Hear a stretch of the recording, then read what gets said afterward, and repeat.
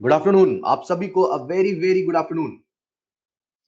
A very good afternoon to everyone.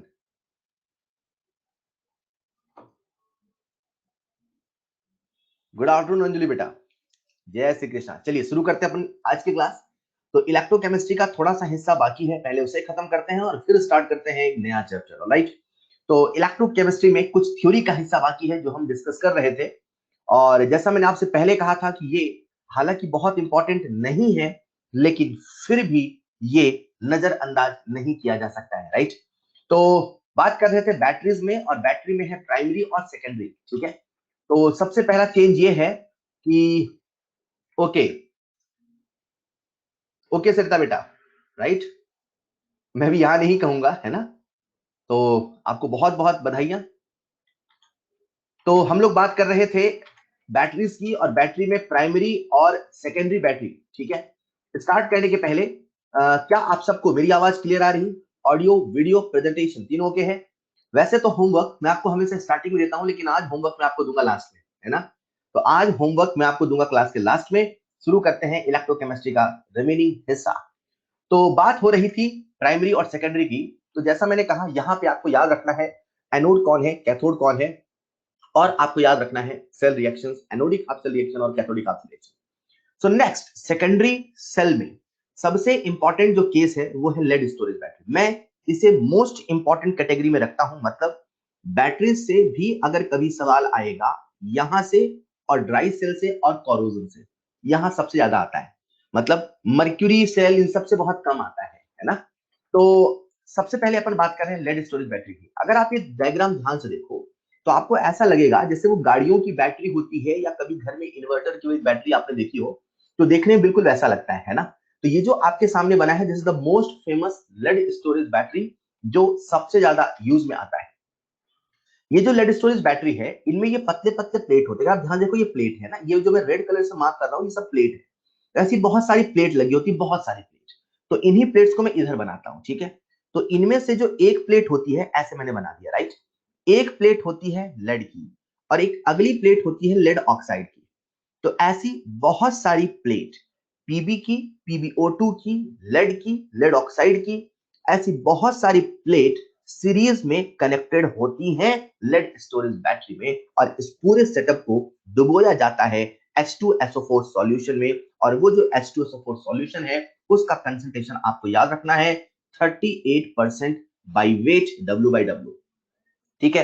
और उसकी जो डेंसिटी है वो होती है 1.30 ग्राम पर सेंटी। कभी सवाल पूछ सकता है कि जो लेड स्टोरेज बैटरी है उसमें जो H2SO4 सॉल्यूशन इस्तेमाल करते हैं उसकी डेंसिटी कितनी होती है, एज अ फैक्ट सवाल। तो एज अ फैक्ट आपको इसे याद रखना है कि उसकी जो डेंसिटी है 1.30 होनी चाहिए। ठीक है। तो बच्चों, इसमें एक इलेक्ट्रोड है पीबी का, एक इलेक्ट्रोड है पीबीओ2 का, और अगर ये बैटरी है मतलब इसमें कोई ऑक्सीडाइज हो रहा है, इसमें कोई रिड्यूस हो रहा है, कोई इसमें एनोड है तो कोई इसमें कैथोड है। देखते हैं कौन एनोड और कौन कैथोड बनता है। तो बच्चों, इसे ऐसे समझिए, इसमें से एक जो बैटरी, एक जो प्लेट है वो है लेड ऑक्साइड की, पीबीओ2। राइट। आप सबने इनऑर्गेनिक केमिस्ट्री पढ़ा हुआ है, और इनऑर्गेनिक केमिस्ट्री में आप सब जानते हैं कि जो पीबी है, दैट इज जो नीचे वाले एलिमेंट होते हैं, वो सब अपने लोअर ऑक्सीडेशन स्टेट में स्टेबल होते हैं। यहां पर जो लेड है उसका ऑक्सीडेशन स्टेट है +4, और because of inert pair effect ये +4 में नहीं रहना चाहेगा, ये जाना चाहेगा +2 में। मतलब हमने कैथोड ढूंढ लिया, हमने पता कर लिया कि आखिर रिड्यूस कौन होने वाला है। तो स्वाभाविक सी बात है, किसी एक का रिडक्शन हो रहा है तो किसी एक का ऑक्सीडेशन भी हो रहा होगा। कोई अपने आप इलेक्ट्रॉन लेता नहीं, कोई अपने आप इलेक्ट्रॉन देता नहीं। कोई रिड्यूस इसलिए होता है क्योंकि कोई ऑक्सीडाइज होता है, या कोई ऑक्सीडाइज होता है तभी कोई रिड्यूस होता है। तो लेड ऑक्साइड यहां पर Pb+2 में हो रहा है रिड्यूस, यानी कि इसमें से जो एक टर्मिनल है ये हमारा कैथोड होगा, और इसमें से एक जो टर्मिनल है वो हमारा एनोड होगा। तो मजे की बात बच्चों ये है, यहां पर जो Pb है वो भी Pb+2 में कन्वर्ट होता है, और जो PbO2 है वो भी Pb+2 में कन्वर्ट होता है। जैसे ही यहां से Pb+2 में आता है तो अंदर भरा होता है सॉल्यूशन, और वहां होता है सल्फेट आयन। ये सल्फेट आयन से रिएक्शन करता है और बनाता है PbSO4। मतलब एनोड जो कि ऑक्सीडाइज हो रहा है Pb+2 में, वो भी बना रहा है लेड सल्फेट। कैथोड जो कि रिड्यूस हो रहा है Pb+2 में, वो भी बना रहा है लेड सल्फेट। अगर कभी आपने देखा हो तो जो गाड़ियों की बैटरी होती है, जो ये इन्वर्टर की बैटरी होती है, उसमें कुछ एक समय के बाद उनके ऊपर एक व्हाइट कलर का जम जाता है कुछ, है ना, मतलब आफ्टर लॉन्ग रन कुछ व्हाइट कलर का वहां पे जम सा जाता है। तो वास्तव में ये जो लेड सल्फेट है धीरे धीरे करके ये ऊपर आने लगता है और लेड सल्फेट की एक लेयर ऊपर जमने लग जाती है। तो मजे की बात यह है हमने इसमें एनोड ढूंढ लिया, हमने इसमें कैथोड ढूंढ लिया, मतलब एक तरफ ऑक्सीडेशन हाफ होगा, एक तरफ रिडक्शन हाफ होगा, बस अपने को दोनों को जोड़ देना है। क्लियर? तो वो जो मैंने सेल वहां बनाया उसे यहां पर बना देता हूं बच्चों। तो इमेजिन करिए ये एक प्लेट है पीबी की, एक दूसरी प्लेट है पीबीओ2 की, और ऐसे ही करके तो सारे के सारे जो ये लेड वाले टर्मिनल है उनको हम एक साथ जोड़ देते हैं। ये लेड की प्लेट हो गई, ये लेड हो गया, और इन सब के बीच में लगा हुआ है लेड ऑक्साइड, और इन सबको हम एक अलग प्लेट बना देते हैं। तो जो ये पीबी होगा, जैसा कि आपने देखा ये ऑक्सीडाइज हो रहा है, मतलब यहां से ऑक्सीडेशन हुआ तो ये एनोड होगा और ये हमारा क्या होगा, कैथोड। क्लियर? अब एक तरफ हो रहा होगा ऑक्सीडेशन हाफ, एक तरफ हो रहा होगा रिडक्शन हाफ। तो जो हमारा पीबी है वो कन्वर्ट हो रहा है पीबी2 प्लस में, और साथ में बन रहा है 2 इलेक्ट्रॉन। ऑब्वियस सी बात है, जो पीबी2 प्लस बना हुआ है वो सल्फेट आयन से रिएक्शन करेगा और बना लेगा पीबीएसओ4। यानी कि जब हम इसकी कंप्लीट रिएक्शन लिखेंगे तो कंप्लीट रिएक्शन कैसे लिखेंगे, पीबी प्लस सल्फेट, पीबी2 प्लस कैंसिल हो जाएगा, पीबी प्लस सल्फेट बनेगा पीबीएसओ4 प्लस 2 इलेक्ट्रॉन। जो रिएक्शन यहां कुछ ऐसी लिखी हुई है, पीबी प्लस सल्फेट से बना पीबीएसओ4 प्लस 2 इलेक्ट्रॉन। क्लियर? ये हो गया हमारा एनोडिक हाफ सेल रिएक्शन। जैसा कि आप सब जानते हैं इस पूरे सेल रिएक्शन के लिए कोई एनोड है तो कोई दूसरा क्या होगा बच्चों, कैथोड। तो कैथोड पे क्या हो रहा होगा, रिडक्शन। अब रिडक्शन किसका होता है, पीबीओ2 का, राइट। मजे की बात यह है हमें पता है कि जो पीबीओ2 है वो कन्वर्ट होता है पीबी प्लस 2। अब इस रिडक्शन हाफ को बैलेंस करना है, तो क्योंकि अभी आपने रेडॉक्स नहीं पढ़ा है तो आपको इसे बैलेंस करने में कठिनाई आ सकती है जिन बच्चों को बैलेंसिंग नहीं आती। अदरवाइज इसकी बैलेंसिंग बहुत आसान है, बहुत आसान, राइट। क्या लॉजिक होता है, इधर 2 ऑक्सीजन है तो इधर 2 पानी जोड़ दो, इधर आ गया 4 हाइड्रोजन, यहाँ 4H प्लस जोड़ दो, इस प्रकार से रिडक्शन हाफ बैलेंस हो गया। और रिडक्शन है तो 2 इलेक्ट्रॉन कमी हुई तो प्लस 2 इलेक्ट्रॉन। क्लियर? अगेन ये जो पीबी2 प्लस बनेगा ये शांत नहीं बैठेगा, ये भी सल्फेट आयन से रिएक्शन करेगा और बनेगा पीबीएसओ4। तो आप बैलेंसिंग में परेशान ना हो, जब आप रेडॉक्स सीख जाओगे ना तो बहुत आसानी से बैलेंस करोगे, निश्चित रहो। ठीक है, हमने ऑक्सीडेशन हाफ और रिडक्शन हाफ की रिएक्शन लिख ली। ऑक्सीडेशन हाफ और रिडक्शन हाफ को जैसे हम क्लब करते हैं तो हमें मिल जाती है पूरी सेल रिएक्शन। ये जो आपके सामने लिखा है this is the complete cell reaction, जिसमें ऑक्सीडेशन भी हो रहा है, जिसमें रिडक्शन भी हो रहा है। ऑक्सीडाइज होके भी पीबीएसओ4 बन रहा है, रिड्यूस होके भी पीबीएसओ4 बन रहा है। हाँ, ऑक्सीडेशन किसी का, रिडक्शन किसी का हो रहा है। बच्चों जब ऐसा प्रोसेस होता है तो हमारा जो ये लेड स्टोरेज बैटरी है वो काम करता है।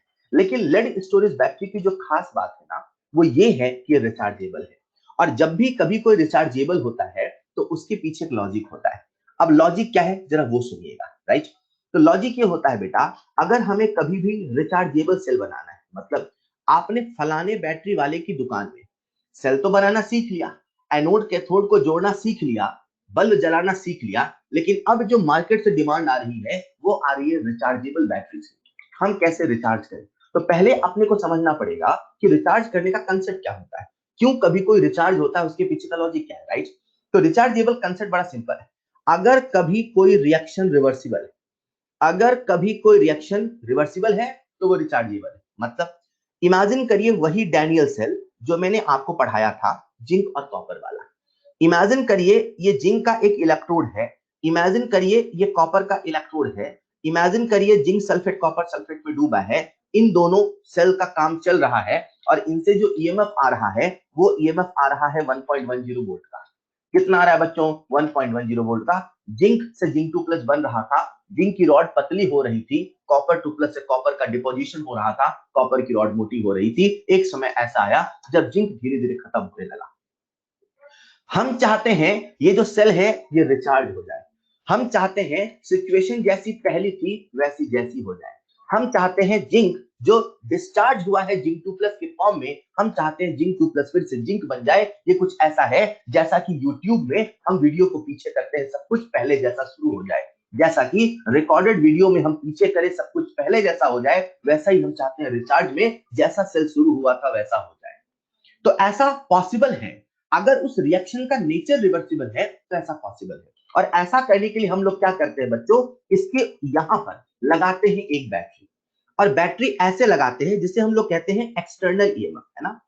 अगर एक्सटर्नल ईएमएफ जिसका वोल्टेज सोर्स इस ई सेल से ज्यादा है, अगर एक्सटर्नल ईएमएफ लगाकर सेल रिएक्शन को रिवर्स किया जा सकता है, तो हाँ, वो सेल रिचार्ज किया जा सकता है।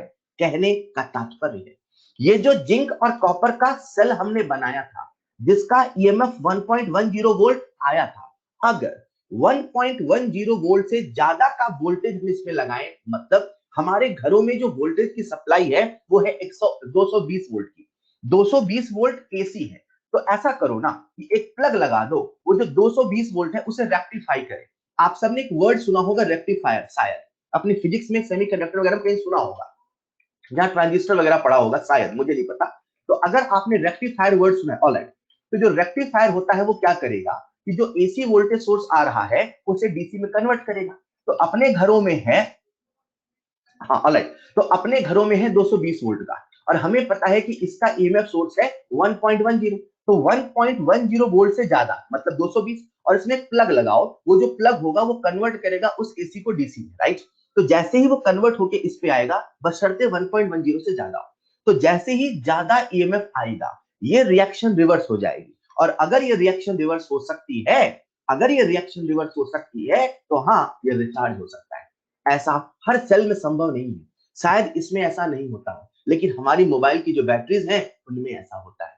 जितनी भी रिचार्जेबल बैटरी है उनमें ऐसा होता है। कहने का तात्पर्य है ये जो लेड स्टोरेज बैटरी है इसमें भी ऐसा होता है, तभी तो रिचार्ज होता है। सर आप कहना क्या चाहते हो? मैं कहना यह चाहता हूं कि सबसे पहले पीबी प्लस पीबीओ2 से पीबीएसओ4 बना।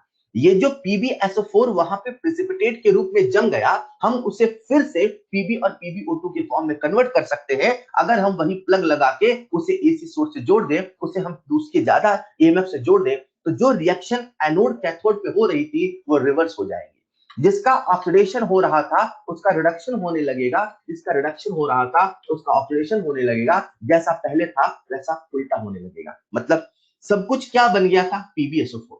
जैसे हमने एक्सटर्नल सोर्स लगाया, पीबीएसओ4 ने इलेक्ट्रॉन लेके पीबी प्लस सल्फेट आयन बना लिया। इन द सेम वे जो पीबीएसओ4 है फिर से पीबीओ2 बना लिया। अगर आप ध्यान से देखोगे तो ऐसा लगेगा ये जो रिएक्शन थी, मैं यहां लिख देता हूं, पीबी प्लस सल्फेट आयन, इससे बन गया बच्चों पीबीएसओ4, राइट, प्लस 2 इलेक्ट्रॉन। तो जब हम चार्ज करते हैं, क्या करते हैं? चार्ज, जिसे हम बोल रहे हैं रिचार्ज।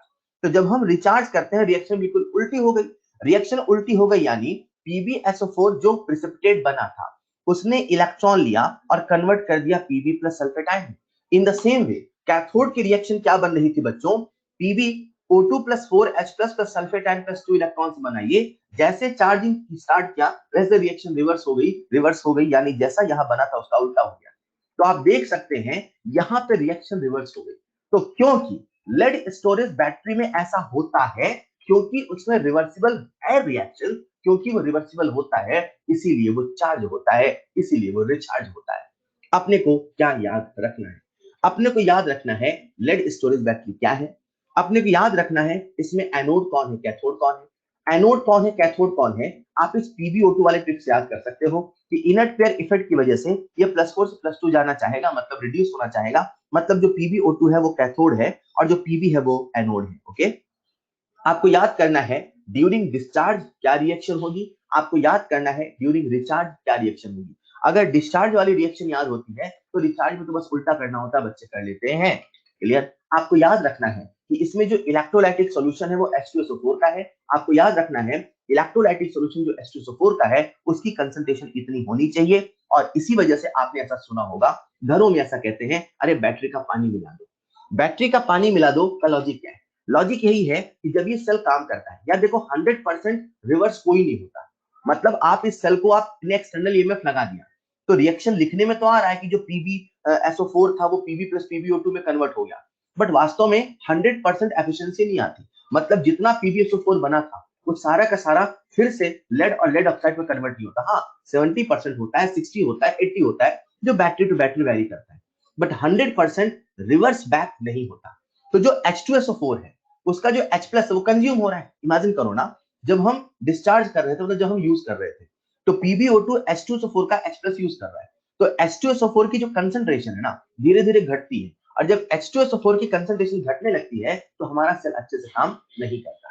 तो इसी वजह से टाइम टू टाइम इन प्रकार के सेलों में बैटरी का पानी यानी कि डाइल्यूट एसिड मिलाया जाता है ताकि यहाँ पे जो कंसंट्रेशन है वो बरकरार रहे। Is this clear? तो ये है लेड स्टोरेज बैटरी, जिसमें आपको एनोड, कैथोड और रिएक्शंस याद करनी है। एक बार आपको ये खुद लिख के करना पड़ेगा। मैंने लॉजिक बता दिया, कैसे आपको सोचना है कौन कैथोड है, कैसे एनोड है, all that. This clear? Next है nickel cadmium battery. This is the least important, मतलब हम जितना टॉपिक पढ़ रहे हैं उसमें सबसे कम इंपॉर्टेंट अगर कोई है तो वही निकल कैडमियम। लेकिन वही वाली बात है, आने को तो कुछ भी आ सकता है। तो जो बच्चा एनसीईआरटी पूरी तल्लीनता से पढ़ता है उसके लिए सलाह है कि इसे भी पढ़ लो, इसे भी ना छोड़ो, एक भी पॉइंट का रिस्क नहीं लेना है। जब हमने चैप्टर कोई तैयार किया तो एक एक पॉइंट, एक एक पहलू को पढ़ना है, कुछ भी छोड़ना नहीं है, राइट? तो अगर ऐसा है कि भैया आपने सोचा एग्जाम के पहले यार इलेक्ट्रोकेमिस्ट्री का सवाल तो आया, हम छोड़ने वाले नहीं है, तो फिर इसको भी नहीं, क्या पता इलेक्ट्रोकेमिस्ट्री इससे सवाल आ जाए, क्या पता। क्लियर? तो कुछ भी छोड़ना नहीं है, एक बार ध्यान से देख लेना इसमें कौन कैथोड है, कौन एनोड है, और सेल रिएक्शन का एक ओवरव्यू जरूर होना चाहिए। नेक्स्ट अपने सामने है बच्चों फ्यूल सेल। हमने कहा जो बैटरी है वो दो प्रकार की है, एक प्राइमरी है, दूसरी सेकेंडरी है। तो बैटरी वाला हिस्सा खत्म हो गया। अब हम कमर्शियल बैटरी में आए हैं, एक नई तरह की बैटरी जिसका नाम है फ्यूल सेल। इसे फ्यूल सेल क्यों कहते हैं? क्योंकि इसमें फ्यूल का इस्तेमाल होता है और फ्यूल के इस्तेमाल से हम लोग यहाँ पे ईएमएफ प्रोड्यूस करते हैं। मैं आपको बता दूं, आपके सामने जो ये डायग्राम दिख रहा है, ये वो पहली बैटरी थी जो इंसान के साथ अपोलो मिशन मतलब ऊपर गया था। जैसा कि मैंने आपसे पहले कहा था कि जब भी कोई ऊपर जाता है मतलब अंतरिक्ष की सैर पे जाता है तो अपने साथ वो ऐसे सामान ले जाता है जो 2 in 1, 3 in 1 या 4 in 1 हो। ये जो आपके सामने बैटरी नजर आ रही है जिसे हम फ्यूल सेल कह रहे हैं, क्योंकि इसमें फ्यूल का इस्तेमाल हो रहा है। तो इसमें भी एनोड है, इसमें भी कैथोड है, इसमें भी ऑक्सीडेशन है, इसमें भी रिडक्शन है। बस इसकी अच्छी बात ये है कि इसका जो बाई प्रोडक्ट है वो एक ऐसा प्रोडक्ट है जिसे हम फिर से रीयूज कर सकते हैं। क्लियर? तो जो फ्यूल सेल है आपके सामने, जिसे हम लोग कहते हैं हाइड्रोजन ऑक्सीजन फ्यूल सेल। क्या कहते हैं इस फ्यूल सेल का नाम? Hydrogen oxygen fuel cell. इसमें क्या होता है, एक तरफ से हाइड्रोजन एंटर करता है, एक तरफ से ऑक्सीजन एंटर करता है, ओके, और बीच में भरा होता है हाइड्रोक्साइड है, मतलब कोई भी बेस भरा हुआ है, NaOH है ना, कोई भी बेस है। बीच में क्या भरा हुआ है? OH माइनस है। और यहां से कौन एंटर कर रहा है? H2। यहां से कौन एंटर कर रहा है? O2। अब कोई रिड्यूस होगा तो कोई ऑक्सीडाइज होगा। जैसे ही हाइड्रोजन गैस अंदर एंटर करता है तो हाइड्रोजन गैस वहां मौजूद OH माइनस आयन के साथ रिएक्शन करके वाटर बनाता है और 2 इलेक्ट्रॉन रिलीज करता है। तो हाइड्रोजन वाटर बना रहा, मतलब 0 से +1 जा रहा, मतलब ऑक्सीडेशन हो रहा है, मतलब इलेक्ट्रॉन रिलीज हो रहा, मतलब ये एनोड है। मतलब जो ये फ्यूल सेल है उसमें जो हाइड्रोजन वाला टर्मिनल है वो है हमारा एनोड। इन द सेम वे एक टर्मिनल से एंटर कर रहा है ऑक्सीजन गैस। तो जो ऑक्सीजन गैस है जैसे ही वहां से इलेक्ट्रॉन आया उसे अब्सॉर्ब किया, तो O2 प्लस 2 इलेक्ट्रॉन से बना यहाँ पे 2H माइनस। फिर इसे हम बैलेंस करते हैं, तो बैलेंसिंग वही रिडॉक्स आपको सिखाऊंगा, अभी बैलेंसिंग में परेशान नहीं होना, ठीक है? तो जैसे ही इसे हम बैलेंस करते हैं आपके सामने यहाँ पे O2 का रिडक्शन आप आ गया। अगेन जैसा हम पहले कर रहे थे, फिर वही, क्या इनमें कोई एनोड है, इसमें कोई कैथोड है, जब दोनों रिएक्शन को ऐड करोगे तो आपको सेल रिएक्शन मिल जाएगा।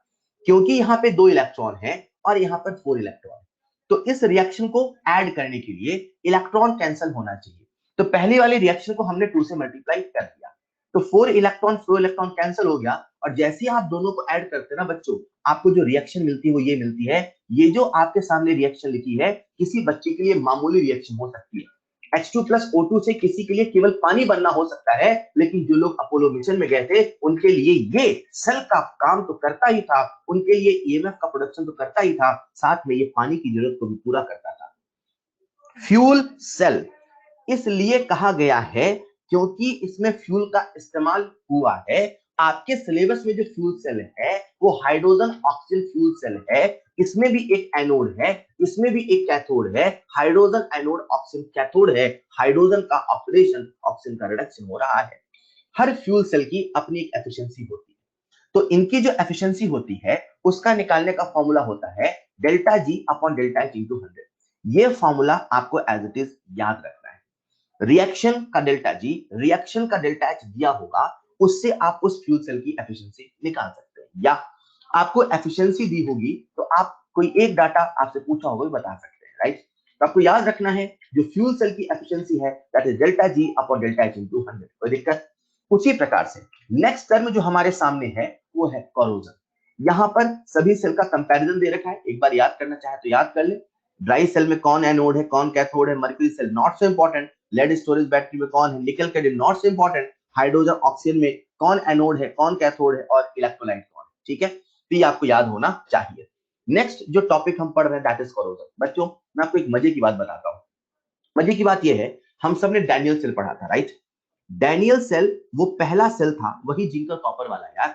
डैनियल सेल वो पहला सेल था जिसने इंसान की आंखें खोल दी और उसे केमिकल एनर्जी से इलेक्ट्रिकल एनर्जी बनाना सिखा दिया। मैं आपको एक सच्चाई बताऊं, डैनियल सेल से जितनी इलेक्ट्रिसिटी प्रोड्यूस होती है, डैनियल सेल से जितना ईएमएफ प्रोड्यूस होता है, जब कोरोजन होता है आयरन का, उससे कहीं ज्यादा ईएमएफ प्रोड्यूस होता है। तो मैं बच्चों से कहता हूं बेटा, अगर कभी लोहे में जंग लग रही हो तो उससे भी बल्ब जलाया जा सकता है, और सही बताऊं जितनी चमक डैनियल सेल से आई थी उससे ज्यादा चमक इसमें आएगी। ऐसा क्यों होता है? कोरोजन क्या होता है, कोरोजन में क्या होता है, कैसे बल्ब, कैसे रेडॉक्स होता है, ये बात करते हैं। तो सबसे पहले बात करते हैं कोरोजन पे। कोरोजन एक जनरल वर्ड है, मतलब कोरोजन के कई सारे टाइप हो सकते हैं।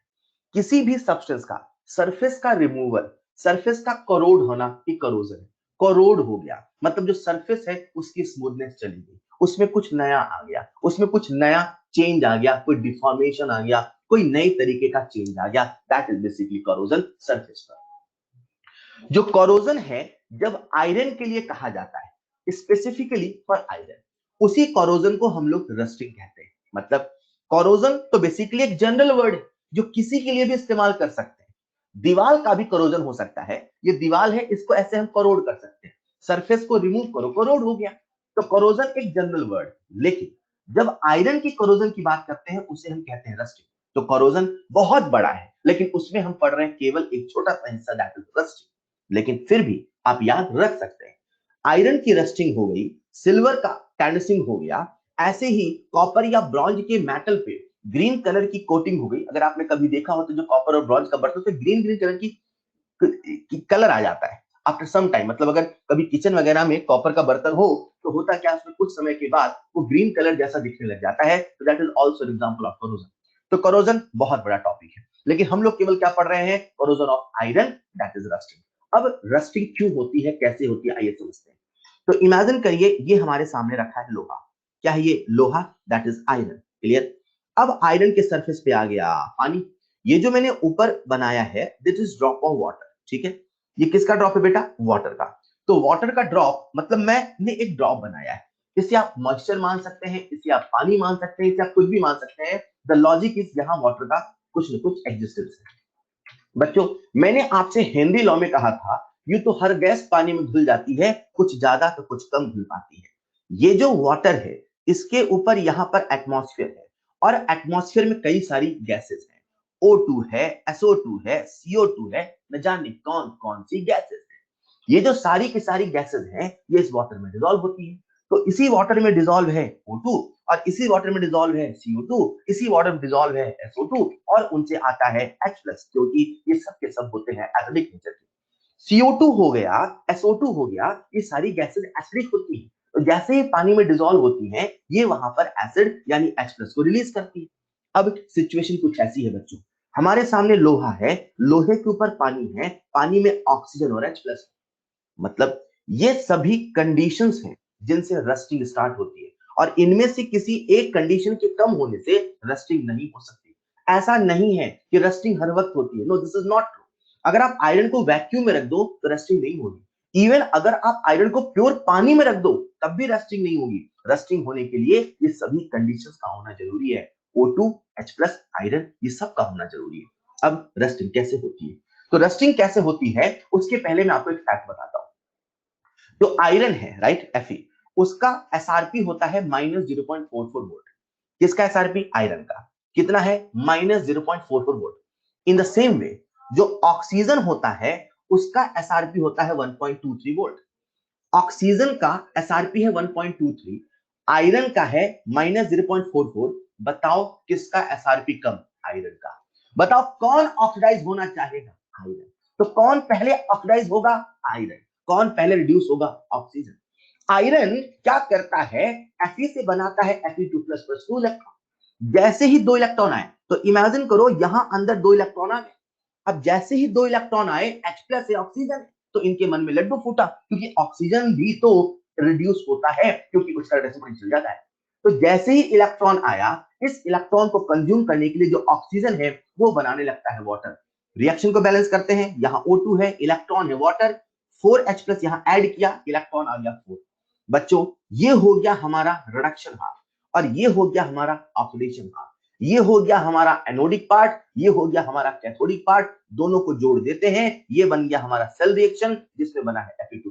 मतलब जो कोरोजन है अपने आप में एक रिडॉक्स है, वहां पर भी ऑक्सीडेशन हो रहा है, वहां पर भी रिडक्शन हो रहा है, वहां पर भी ई नॉट सेल है। और जैसा ई नॉट सेल हमने पहले निकाला था वही यहाँ पर क्या, E not cathode minus E not anode. जब हम निकालते हैं तो आता है 1.67 वोल्ट। आप सबकी जानकारी के लिए बता दो, जो डैनियल सेल था, जो डैनियल सेल था, जो सबसे पहला सेल था जिसने इंसान को केमिकल एनर्जी से इलेक्ट्रिकल एनर्जी बनाना सिखाया, उसका भी ई नॉट सेल बच्चों मात्र 1.10 वोल्ट आया दिया। जब लोहे में जंग लगती है तो 1.67 वोल्ट प्रोड्यूस होता है।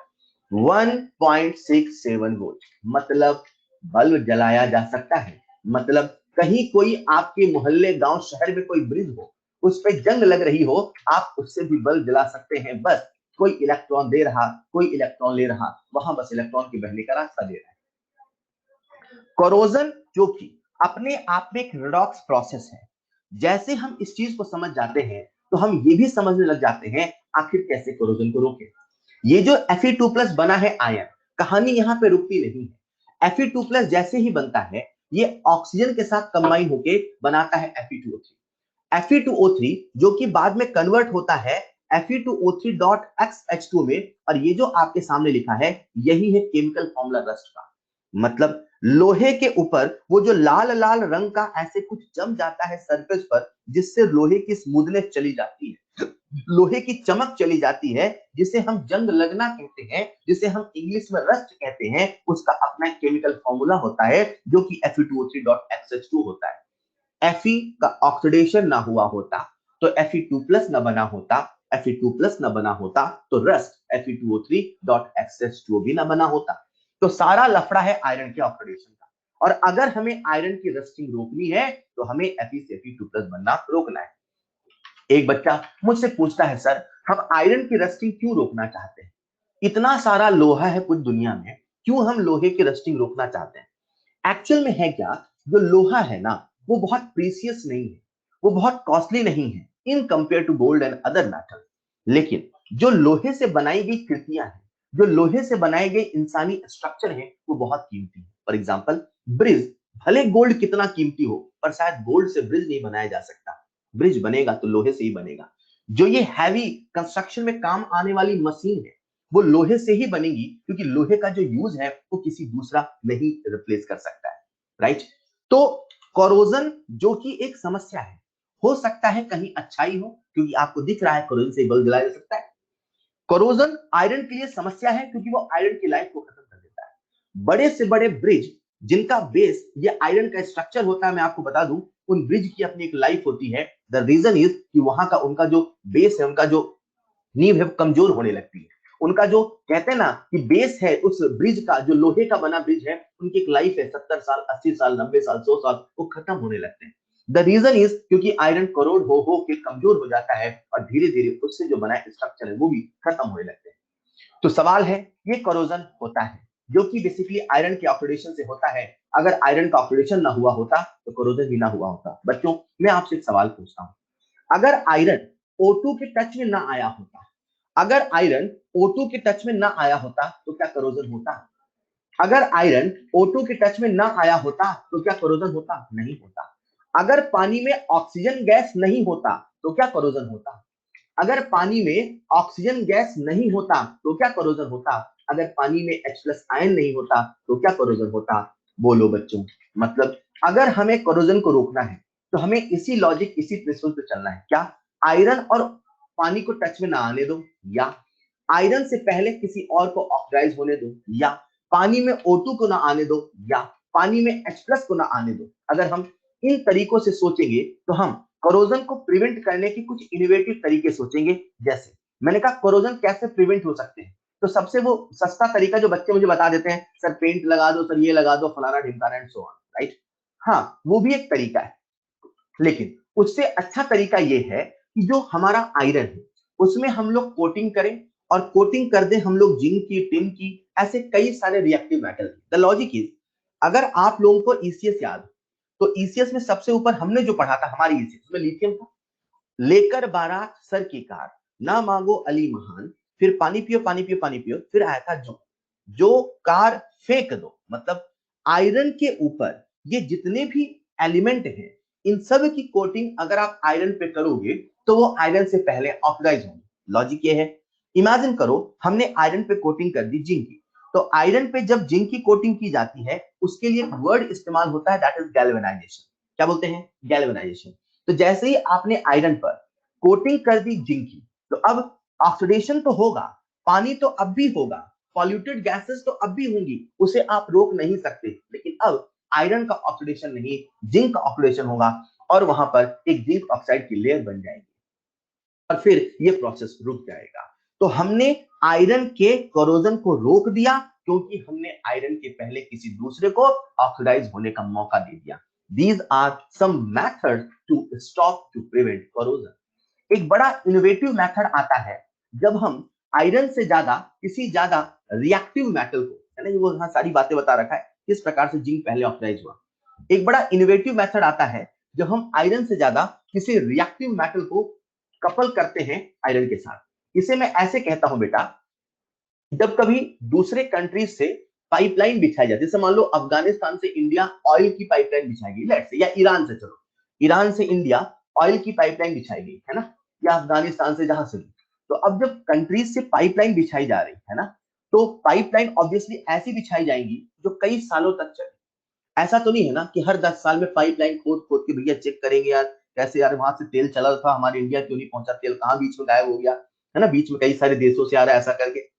तो अपन ऐसी पाइपलाइन बिछाते हैं जिनकी जो लाइफ है वो बहुत ज्यादा रहे, और किसी प्रकार का वहां पे कोई नुकसान नहीं हो। बाकी नुकसान को तो हम नहीं रोक सकते, है ना अवनीश, बाकी नुकसान को तो हम नहीं रोक सकते, लेकिन हम इसको रोक सकते हैं कि वो जो पाइपलाइन हमने बिछाई है, अगर लोहे की बिछाई थी तो आज से 150 साल के बाद लोहा ही रहे। ऐसा नहीं कि हम 150 साल के बाद वहां खुदाई करने के पता चले सारा लोहा रस्ट होके गायब हो गया। तो वहां पर पेंट भी लगाते हैं, गैल्वेनाइजेशन भी करते हैं, सब कुछ करते हैं, सब कुछ करते हैं। हर्षित कह रहा है सर गोल्ड की पाइपलाइन बिछा दे। हाँ बेटा हर्षित, इमेजिन करो आपके मोहल्ले से पाइपलाइन गुजरी, इमेजिन करो। तो बहुत सारे तरीके अपनाते हैं, लेकिन सभी तरीकों की अपनी एक लाइफ है। मतलब जो पेंट है उसकी तो बहुत कम लाइफ है यार, कूलर में पेंट कर दो तो साल भर में पानी से उखड़ जाता है, तो इन पाइपलाइन की तो आप बात ही ना करो, है ना। तो पेंट बहुत सस्ता तरीका है और बहुत ही कम लाइफ वाला है, ठीक है। यहाँ पे क्या करते हैं सुनिएगा, ये आपके सामने एक पाइपलाइन है, इमेजिन करो ये जो पाइपलाइन है ये लोहे की है, ठीक। क्या करते हैं, कुछ एक डिस्टेंस में इसके साथ एक ज्यादा रिएक्टिव मेटल को अटैच करते हैं। जैसे यहां पर हमने ये जो है ना, ये मैग्नीशियम को अटैच कर दिया। ऐसा कोई भी ले लो जो आसानी से मिल जाए, जो बहुत महंगा भी ना हो। यहाँ पे जितने भी ईसीएस में जितने भी ईसीएस में आयरन के ऊपर वाले मेटल थे, उनको अपन कर देते हैं इस आयरन की पाइपलाइन के साथ अटैच।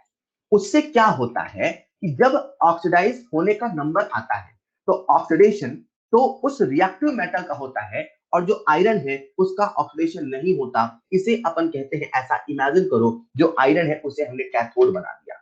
तो जैसे ही आयरन एज अ कैथोड बन जाता है, तो अब वो रिडक्शन नहीं हो पाता है, और जो मोर रिएक्टिव मेटल है वो रिड्यूस, वो ऑक्सीडाइज हो जाता है, और इस प्रकार से भी हम कोरोजन को रोक सकते हैं। मैंने कहा इमेजिन करो आपके मोहल्ले से गोल्ड की पाइपलाइन बिछाएगी, तो बच्चों ने बड़े इनोवेटिव आंसर दिए हैं, है ना। बहुत बहुत अच्छे, बहुत टैलेंटेड बच्चे हैं आप सब, बहुत अच्छे। तो मैंने कहा पेंट की लाइफ ज्यादा नहीं होती, तो एक बच्चे ने कहा सर एशियन पेंट पेंट लगाएंगे तो ज्यादा लाइफ रहेगी। मतलब खूब ऐड देख रहे हो वहां पे, घर में बैठे बैठे पढ़ते तो हो नहीं, टीवी देखते रहते हो, तो सारे इनोवेटिव आइडिया आपके दिमाग में आते रहते हैं, एशियन पेंट लगा लो सर, ये कर लो, है। ऑल राइट, चलिए, बहुत बहुत अच्छे, बहुत टैलेंटेड है आप सब।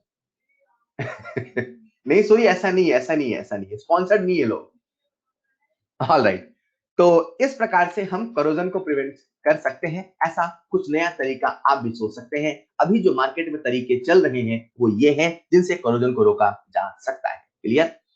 तो this is called cathodic protection, और ये हो गया गैल्वेनाइजेशन। ऐसा हम करोजन रोक सकते हैं।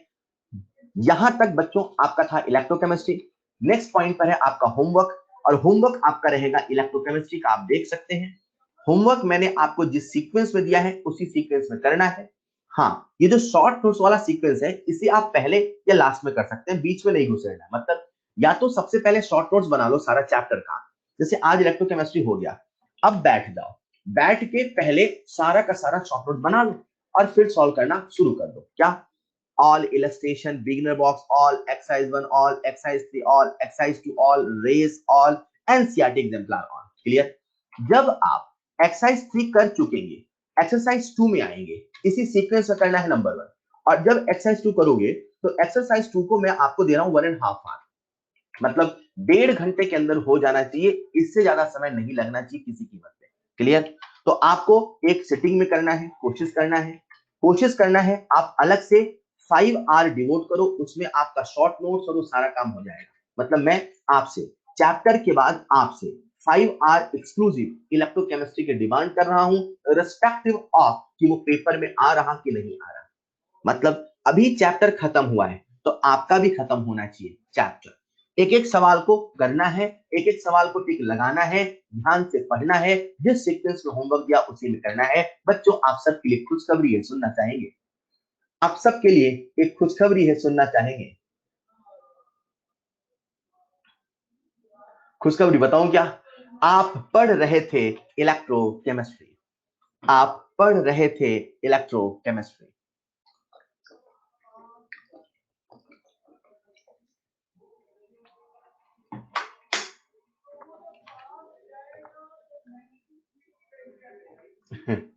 चलिए, आज पहली बार लग रहा है जैसे आप खुश हो रहे हो। मतलब बहुत सारे बच्चे कमेंट कर रहे हैं ये सब खत्म हो गया, ये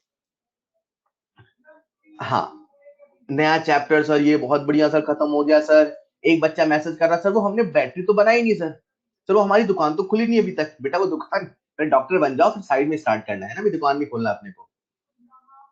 ऑलराइट, तो यहां तक आपने पढ़ा इलेक्ट्रोकेमिस्ट्री, और अब स्टार्ट होगा एक बेहद ही शानदार और नया चैप्टर। क्या आप सब तैयार हैं नए चैप्टर के लिए?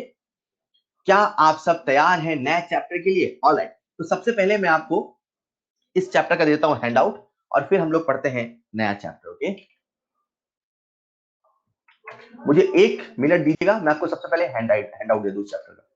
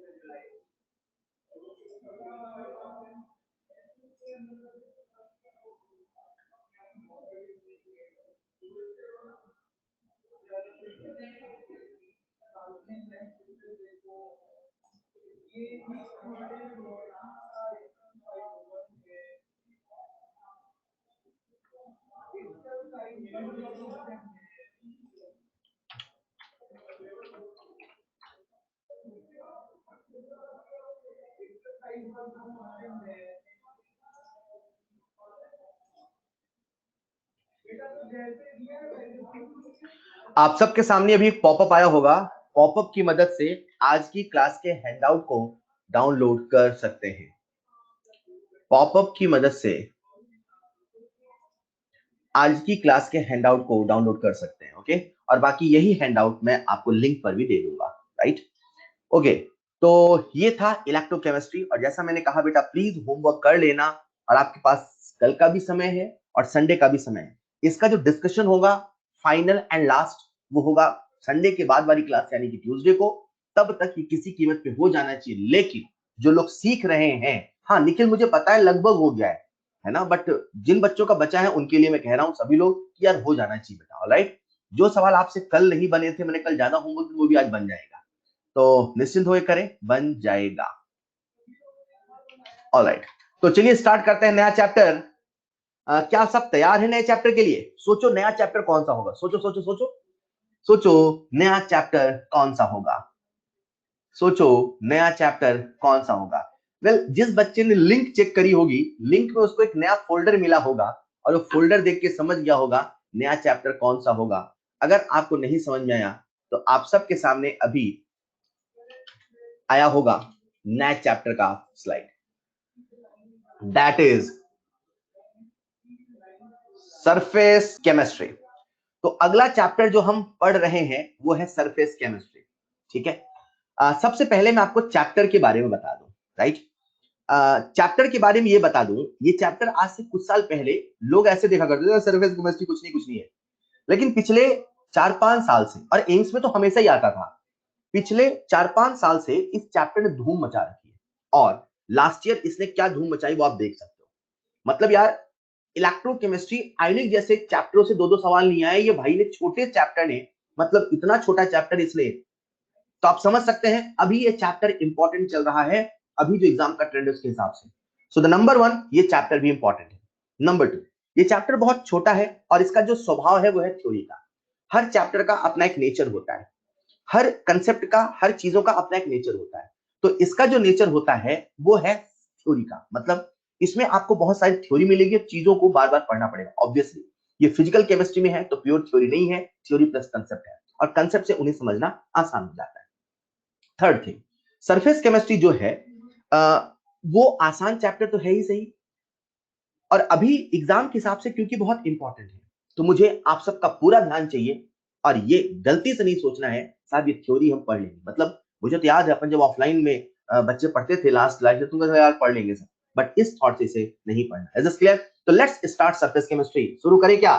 शुरू करें क्या सरफेस केमिस्ट्री? ऑलराइट बच्चों, आप सब स्कूल जाया करते थे, याद करो वो दिन, याद करो वो दिन जब आप स्कूल जाया करते थे और आपके सब्जेक्ट्स में एक सब्जेक्ट था एसएसटी का, याद आया? एसएसटी, एसएसटी का याद आया? तो वो जो सब्जेक्ट था, हाँ, बहुत सारे बच्चों को बड़ा फेवरेट सब्जेक्ट रहता होगा वो। तो उसमें आप पढ़ते थे कॉन्स्टिट्यूशन, और कॉन्स्टिट्यूशन की आप डेफिनेशन पढ़ा करते थे, to the people, by the people, for the people. याद है क्या? To the people, by the people, for the people. ऐसा ही आपने कुछ पढ़ा होगा, जो बच्चे सीबीएसई बोर्ड से होंगे उन्होंने पढ़ा होगा कॉन्स्टिट्यूशन की definition, that is to the people, by the people and for the people. Yes or no? Exactly, yes बेटा, बहुत अच्छे, सिविक्स में बहुत अच्छे, क्या बात है, आप सबकी यादें ताजा हो गई। तो जैसा आपने वहां पढ़ा था, तो सेम डेफिनेशन यहां पर है, और वो ये है सरफेस केमिस्ट्री का, क्या? To the surface, by the surface, for the surface. मतलब अगर कोई मुझसे कहे सरफेस केमिस्ट्री क्या है, तो मैं एक लाइन में कहूंगा, एक लाइन में कहूंगा, और वो ये, सरफेस केमिस्ट्री एक ऐसा ब्रांच है जहां हम सारी चीजें पढ़ते हैं, to the surface, to the surface, by the surface, to the surface, by the surface and for the surface. मतलब इस चैप्टर में आप जितनी सारी बातें करने वाले हैं, जितनी कहानी, जितना कुछ पढ़ने वाले हैं, वो सब सरफेस से रिलेटेड ही होने वाले हैं। बच्चों, बड़ा इंटरेस्टिंग चैप्टर है। जब हम इस चैप्टर को पढ़ लेंगे तो मैं आपको सिखाऊंगा बिना साफ किए पंखा कैसे साफ करें। मैं आपको सिखाऊंगा बिना साफ किए पंखा कैसे साफ करें। क्या सिखाऊंगा? बिना साफ किए पंखा कैसे साफ करें। तो बच्चे जो कोटा में रहते हैं उनके पंखे अक्सर गंदे रहते हैं, और वो कैसे बिना साफ किए जा सकते हैं? अरे यार, थ्योरी है ना, उसे प्रैक्टिकल बनाने के लिए आपको सोचना पड़ेगा, बट इसका क्या एप्लीकेशन वो मैं आपको सिखाऊंगा। तो चलो शुरू करते हैं सरफेस केमिस्ट्री। तो सरफेस केमिस्ट्री मैंने आपको एक लाइन में कहा, to the surface, by the surface, for the surface, यही है सरफेस केमिस्ट्री। तो सरफेस केमिस्ट्री जब हम पढ़ते हैं, तो सरफेस केमिस्ट्री तो अपने आप में बहुत बड़ा चैप्टर है, राइट? बहुत बड़ा चैप्टर है, लेकिन हम हमारे सिलेबस के हिसाब से केवल पढ़ते हैं 3 चीजें। सबसे पहले हम पढ़ेंगे एड्सॉर्प्शन, और जब भी हम कोई टॉपिक पढ़ेंगे तो हमारा पढ़ने का जो अप्रोच होगा वो होगा सवालों से। मतलब एड्सॉर्प्शन, तो आपके मन में ढेर सारे सवाल आ गए, एड्सॉर्प्शन क्या होता है, क्यों होता है, कैसे होता है, कितने टाइप का होता है, क्या क्या फैक्टर है एंड ऑल दैट। फिर हम लोग पढ़ेंगे कोलाइड्स, कोलाइड क्या होता है, क्यों होता है, कैसे होता है, कितने टाइप का होता है and all that. In the same वे फिर हम पढ़ेंगे कैटालिसिस, और जब ये तीनों टॉपिक हम पढ़ेंगे तो इन्हीं सवालों के माध्यम से पढ़ेंगे। So let's start our surface chemistry with the topic adsorption. जब भी कभी नया चैप्टर शुरू होता है तो उसमें शुरू में नए नए शब्द होते हैं, और सरफेस केमिस्ट्री तो है ही नए शब्दों का चैप्टर। हर दिन हर वक्त आपको कुछ नए शब्द मिलने वाले हैं। तो सबसे पहला टर्म जो हमारे सामने है वो है एड्सॉर्प्शन। तो सबसे पहले मैं आपको बताऊंगा एड्सॉर्प्शन क्या होता है। जब आप सीख जाओगे एड्सॉर्प्शन क्या होता है तो मैं आपको सिखाऊंगा एड्सॉर्प्शन क्यों होता है, और जब सीख जाओगे एड्सॉर्प्शन क्यों होता है तो मैं सिखाऊंगा एड्सॉर्प्शन कैसे होता है, और फिर कितने टाइप का होता है, और फिर कितने फैक्टर्स हैं जिनसे एड्सॉर्प्शन को हम कंट्रोल कर सकते हैं। तो व्हाट इज एड्सॉर्प्शन? मैं एक लाइन में कहूं तो एड्सॉर्प्शन को ऐसे कहूंगा, सरफेस की तरफ आना, आके चिपक जाना, यही एड्सॉर्प्शन कहलाना। सरफेस की तरफ आना, आके चिपक जाना, यही एड्सॉर्प्शन कहलाना। इमेजिन करिए हमारे सामने ये एक सॉलिड बॉडी, राइट? ये जो आपको दिख रहा है बच्चों, ये कोई मेटल है या कोई भी सॉलिड है, आप ऐसा इमेजिन कर सकते हैं। ये हमारे सामने एक सॉलिड बॉडी। सरफेस केमिस्ट्री यहां पर दो वर्ड्स को कहता है। सबसे पहला वर्ड आता है सरफेस। ये जो आउटर बाउंड्री है ना, ये आउटर बाउंड्री, इसे हम लोग बोलते हैं सरफेस। क्या बोलते हैं? सरफेस। और आउटर बाउंड्री के अलावा जो बाकी का हिस्सा है इसे हम लोग कहते हैं बल्क। ओके, तो सरफेस केमिस्ट्री इन्हीं शब्दों में बात करता है। तो जो एड्सॉर्प्शन होता है, एड्सॉर्प्शन होता है सरफेस की तरफ आना, आके चिपक जाना। गैसेस के मॉलिक्यूल जो पहले ऊपर मंडरा रहे थे इस सॉलिड बॉडी की तरफ अट्रैक्ट होके आए और इसकी सरफेस पे अटैच हो गए, यही है adsorption. So in short what is adsorption? Attraction towards the surface and retention on the surface. Not only attraction, not only retention, attraction and then retention on the surface only is known as adsorption. Adsorption क्या होता है? मैंने अभी आपको बताया ये adsorption होता है। जब एड्सॉर्प्शन होता है तो यहां पे दो टर्म है, एक है एड्सॉर्बेट और दूसरा है एड्सॉर्बेंट। ये कुछ ऐसा है, जब आपने सॉल्यूशन पढ़ा था तो वहां पर एक शब्द था सॉल्यूट और दूसरा था सॉल्वेंट। जो घुल रहा है सॉल्यूट, जिसमें घुल रहा है सॉल्वेंट। इन द सेम वे जो एड्सॉर्ब हो रहा है एड्सॉर्बेट, सॉल्यूट, जिसमें एड्सॉर्ब हो रहा है एड्सॉर्बेंट, जिसमें घुल रहा है सॉल्वेंट। तो आप इसे ऐसे रिलेट कर सकते हैं कि जो एड्सॉर्प्शन होता है उसमें कोई एड्सॉर्बेट तो कोई एड्सॉर्बेंट होता है, कोई एड्सॉर्ब हो रहा होता है तो किसी पर एड्सॉर्ब हो रहा होता है। पंखा जो कि एड्सॉर्बेंट है, धूल जो कि एड्सॉर्बेट है, धूल पंखे की सरफेस पे चिपक जाती है, यानी कि जो धूल है वो एड्सॉर्बेट है। धूल जो कि एड्सॉर्बेट है, एड्सॉर्बेंट जिस पर एड्सॉर्प्शन हुआ है। जब एड्सॉर्प्शन होता है उस पे कोई एड्सॉर्बेट तो कोई एड्सॉर्बेंट होता है। बच्चों, एड्सॉर्बेंट हमारे इर्द गिर्द बहुत सारे हैं। पंखा, फैन का जो सरफेस है वो अपने आप एक एड्सॉर्बेंट है, बट केमिस्ट्री में कुछ कॉमन एड्सॉर्बेंट्स के नाम आपको याद होने चाहिए। इट्स लाइक मैंने कहा सॉल्वेंट, तो सॉल्वेंट जैसे मैंने बोला बच्चों के मन में आ जाता है पानी, तो सॉल्वेंट बोलने से पानी आ जाता है। इन द सेम वे एड्सॉर्बेंट बोलने से भी आपके मन में कुछ कॉमन एड्सॉर्बेंट आ जाने चाहिए, like palladium, silica gel, activated charcoal, starch, gum Arabia and egg albumin. ये सब कुछ फेमस एड्सॉर्बेंट है। हम लोग पढ़ रहे हैं सरफेस केमिस्ट्री, उसमें भी हम लोग पढ़ रहे हैं एड्सॉर्प्शन। एड्सॉर्प्शन में दो शब्द हैं, एक है एड्सॉर्बेट और दूसरा है एड्सॉर्बेंट। एड्सॉर्बेंट इन जनरल जब मैं कहूंगा तो आपके दिमाग में आएगा कोई मैटर। वैसे तो हमारे आसपास बहुत सारे एड्सॉर्बेंट हैं जैसा कि आप देख सकते हैं, राइट? जो एड्सॉर्बेंट होता है उसी की सरफेस पर एड्सॉर्प्शन होता है। बच्चों, एड्सॉर्प्शन से मिलता जुलता कुछ और भी शब्द होता है, जैसे एक है एब्सॉर्प्शन। जब होता हो एडसॉर्प्शन यानी सरफेस पर ऐड हो गया, लेकिन जब होता हो एब्सॉर्प्शन यानी कि बल्क में पहुंच गया। बच्चों ध्यान से सुनिएगा, ओनली सरफेस है तो वो एड्सॉर्प्शन है, ओनली बल्क है तो वो एब्सॉर्प्शन। लाइक जो डायग्राम अभी आपको नजर आ रहा ये एब्सॉर्प्शन है, क्योंकि इसमें जो पार्टिकल है वो बल्क में है। लेकिन अक्सर ऐसा होता है कि जब भी कभी एब्सॉर्प्शन होता है उसके पहले एड्सॉर्प्शन होता है, यानी द मोस्ट केसेस जो देखने में हमें मिलता है वो ये वाला, जिसमें मॉलिक्यूल एड्सॉर्ब भी होते हैं और मॉलिक्यूल एब्सॉर्ब भी होते हैं। जब दोनों हो रहा हो उसे हम कहते हैं एब्सॉर्प्शन। केवल सरफेस पर एड्सॉर्प्शन, केवल बल्क पर एब्जॉर्प्शन। जब हो रहा हो दोनों, जॉर्प्शन। कभी कभी ऐसा होता है जो मॉलिक्यूल सरफेस पर एड्सॉर्ब होता है, ड्यू टू सम रीजन वो वहां से निकलने लगता है। जैसे ये सॉलिड की बॉडी है, उसके सरफेस पर गैसेस के मॉलिक्यूल एड्सॉर्ब है, ये गैसेस के मॉलिक्यूल यहां से निकल गए कुछ ऐसे, यहां से निकल गए कुछ ऐसे, यहां से निकल गए कुछ ऐसे। तो जब मॉलिक्यूल्स जो कि एड्सॉर्ब है उनका रिमूवल होता है, उसे हम लोग कहते हैं desorption. So right now we have 4 new words.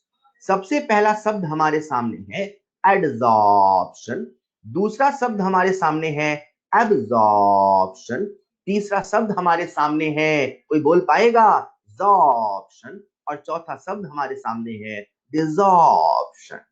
केवल सरफेस पर होता हो एडजॉर्प्शन, केवल बल्क पर होता हो एब्जॉर्प्शन, जब दोनों ही होता हो डिसॉर्प्शन, जब रिमूवल होता हो डिसॉर्प्शन। जो एडजॉर्प्शन है उसमें 2 नए शब्द हमने सीखे, एक होता है एडजॉर्बेट, एक होता है एडजॉर्बेंट। कोई एडजॉर्ब हो रहा है तो किसी पर एडजॉर्ब हो रहा है, ये कुछ ऐसा है, कोई घुल रहा है तो किसी में घुल रहा है, कोई एड्सॉर्ब हो रहा है तो किसी में एड्सॉर्ब हो रहा है। क्लियर बच्चों? जो एडजॉर्प्शन है, जो एब्जॉर्प्शन है, उन दोनों में अंतर होता है।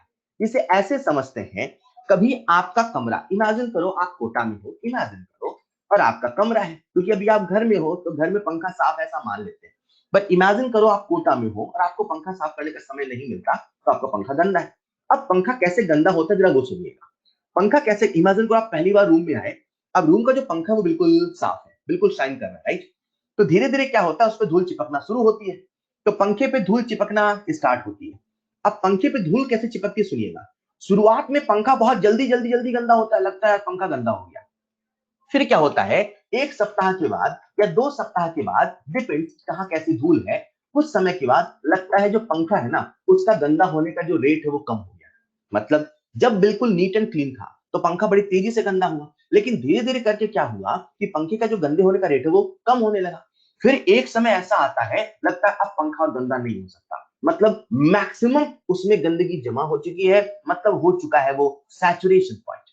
तो जो एडजॉर्प्शन होता है, जो पंखे का गंदे होने का रेट होता है, शुरू में फास्ट होता है, धीरे धीरे स्लो होता है, एक समय के बाद लगता है अब और गंदा नहीं होगा। ऐसा तो कभी नहीं होता ना कि पंखे में गंदगी जमते जमते एकदम फ्लोर तक आ जाए, इतना गंदा तो कभी नहीं होता है ना। तो जो पंखे पे धूल चिपक रही है उसकी एक मैक्सिमम पॉइंट, मतलब जो एडजॉर्प्शन एक मैक्सिमम लेवल तक जाता है, तो इसे अपन ऐसे कहते हैं बच्चों, जो एडजॉर्प्शन है जब वो होता है तो शुरू में उसका जो रेट है वो ज्यादा होता है, और जो एब्जॉर्प्शन है उसका जो रेट है वो यूनिफॉर्म चलता है। एडजॉर्प्शन जब होता है तो उसमें सबसे पहले सबसे ज्यादा रेट होता है, और धीरे धीरे जो रेट है वो कम होने लगता है। एडजॉर्प्शन प्रारंभ में, स्टार्टिंग में बहुत तेज होता है और धीरे धीरे स्लो होने लगता है, लेकिन जो एब्जॉर्प्शन है वो यूनिफॉर्म रेट से चलता है। मतलब अगर कभी पार्टिकल्स को बॉडी के अंदर जाना है तो यूनिफॉर्म रेट से जाते हैं। ऐसा क्यों, जरा सुनिएगा ध्यान से। मैं कुछ ही देर में आपको भी मैकेनिज्म ऑफ एडजॉर्प्शन बताऊंगा। अभी हम क्या पढ़ रहे हैं, एडजॉर्प्शन क्या होता है, फिर हम पढ़ेंगे एडजॉर्प्शन क्यों होता है। जब मैं आपको बताऊंगा एडजॉर्प्शन क्यों होता है तो आप वहां समझ पाओगे कि आखिर एडजॉर्प्शन के पीछे की वजह क्या है। जब वजह को समझोगे तब समझोगे क्यों शुरू में तेज होता है, धीरे धीरे उसका रेट कम होता है। क्लियर? तो जैसा मैंने कहा, जो एडजॉर्प्शन है केवल सरफेस पे है, जो एब्जॉर्प्शन है थ्रू आउट द बल्क है। जो एडजॉर्प्शन है वो शुरू में फास्ट, धीरे धीरे कम, और एक समय के बाद उसमें सब कुछ थम सा जाता है, लगता अब पंखा गंदा होना बंद हो गया, दैट इज इक्विलिब्रियम आ जाता है। लेकिन जो एब्जॉर्प्शन है वो यूनिफॉर्म रेट से चलता है। ऐसा क्यों होता है मैं कुछ ही देर में बताता हूं। जो एडजॉर्प्शन है वो एक सरफेस फिनोमिनन है, लेकिन जो एब्जॉर्प्शन है वो थ्रू आउट द बॉडी होता है, राइट? एडजॉर्प्शन एक फास्ट प्रोसेस है और जो एब्जॉर्प्शन वो एक स्लो प्रोसेस है। जैसे मैकेनिज्म बताऊंगा आप इन सभी बातों को ऑटोमेटिक समझ जाओगे। हम लोग पढ़ रहे हैं सरफेस केमिस्ट्री, उसमें पढ़ रहे हैं एडजॉर्प्शन। मैंने कहा एडजॉर्प्शन क्या होता है, यहां पर एक शब्द आता है, एक टर्म आता है, दैट इज ऑक्लूजन। वैसे तो सरफेस की तरफ आना, आके चिपक जाना एडजॉर्प्शन कहलाना, लेकिन जब कभी गैसेस का एड्सॉर्प्शन होता है मेटल की सरफेस पर, उसके लिए एक नया वर्ड ऑक्लूजन इस्तेमाल होता है। मतलब इन जनरल आप एड्सॉर्प्शन कह सकते हो, इन जनरल आप एड्सॉर्प्शन कह सकते हो, but only in the case of, एक सेकंड बेटा यार, एक सेकंड होल्ड करिएगा, है ना।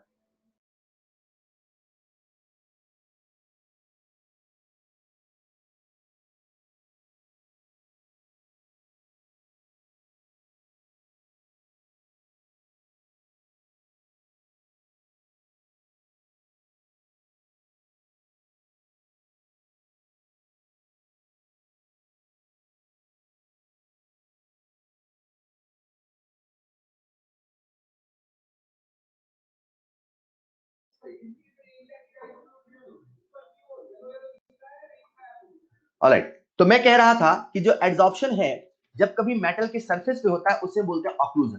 तो अगर आपने ऑर्गेनिक केमिस्ट्री में हाइड्रोजनेशन की मैकेनिज्म पढ़ी हो, या अगर कभी ऐसा आपने वर्ड सुना, उसमें ऐसा लिखा होता है क्या, hydrogen is occluded is occluded on the surface of platinum, palladium and Raney nickel, अगर आपने सुना हो तो। So why there is word occluded, उसके पीछे वजह यही है कि जब गैसेस मेटल की सरफेस पे एड्सॉर्ब होती है ना, उसको हम लोग बोलते हैं occlusion. Only in that case we use term occlusion. Is this clear? Alright, तो मैंने आपसे कहा एड्सॉर्प्शन क्या होता है। अभी बात ये चल रही है कि हाँ साहब एड्सॉर्प्शन होता है, हाँ ये सच है कि पंखे पे धूल चिपकती है। सवाल है आखिर ऐसा क्यों होता है, क्यों एड्सॉर्प्शन होता है। हम सबको सच्चाई पता है, बिना वजह की कुछ नहीं होता। हर चीज के पीछे होने की एक ड्राइविंग फोर्स, एक वजह होता है, एड्सॉर्प्शन भी होने का वजह। वो क्या वजह है जरा सुनिएगा ध्यान से। इमेजिन करो हमारे सामने ये जो सॉलिड बॉडी बनी है, दिस इज एडसॉर्बेंट। क्या है ये? एडसॉर्बेंट। और ऊपर यहां पर ये गैसेस के मॉलिक्यूल्स हैं। किसके मॉलिक्यूल्स हैं ये? गैसेस के मॉलिक्यूल्स, राइट। अभी ये जो गैसेस के मॉलिक्यूल्स हैं, ये ऊपर अपनी आजादी से इधर उधर भटक रहे हैं, मंडरा रहे हैं, सब कुछ इनके जीवन बढ़िया चल रहा है, राइट। जैसे ही एडसॉर्बेंट आया, तो एडसॉर्बेंट को हम ऑब्जर्व करते हैं। ये एडसॉर्बेंट है और ये है एडसॉर्बेंट का बल्क का मॉलिक्यूल। जो बल्क में है, जो बॉडी के अंदर है, ये जो मॉलिक्यूल है हर तरफ से इक्वल फोर्स ऑफ अट्रैक्शन से घुरा हुआ है। यानी कि ये जो मॉलिक्यूल है, इस पर जो नेट फोर्स है वो जीरो है। यानी कि ये जो मॉलिक्यूल है ये इक्विलिब्रियम नेचर पर है। जैसा कि आप सब जानते हैं, दुनिया में हर चीज स्टेबल होना चाहती है, और स्टेबल होने के कई रास्ते होते हैं। कभी एनर्जी को मिनिमाइज करके, तो कभी इक्विलिब्रियम को अपना के, तो कभी न्यूट्रलिटी को अपना के, तो कभी किसी और रास्ते पे चल के।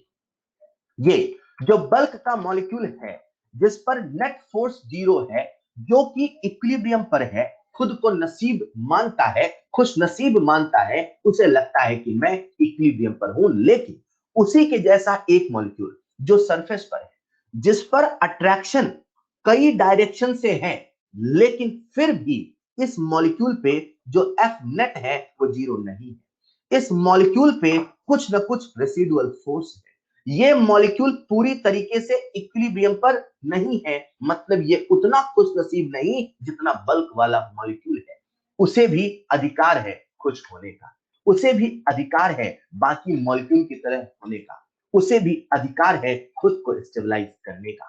ये मॉलिक्यूल जो सरफेस पर है, जिस पर रेसिडुअल फोर्स है, जिस पर सरफेस का स्ट्रेन है, इसे हम कहते हैं सरफेस का स्ट्रेन। स्ट्रेस नहीं, स्ट्रेन।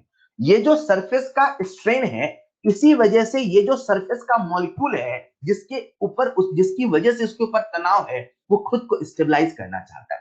और खुद को स्टेबलाइज करने के लिए दो रास्तों को अपनाता है। सबसे पहला रास्ता क्या है? स्टेबलाइज करना है, यानी कि एफ नेट को जीरो करना है। स्टेबलाइज करना है यानी कि एफ नेट को जीरो करना है। एफ नेट को जीरो करने के लिए वो दो रास्तों को अपनाता है। देखते हैं कौन सा रास्ता अपना पाता है।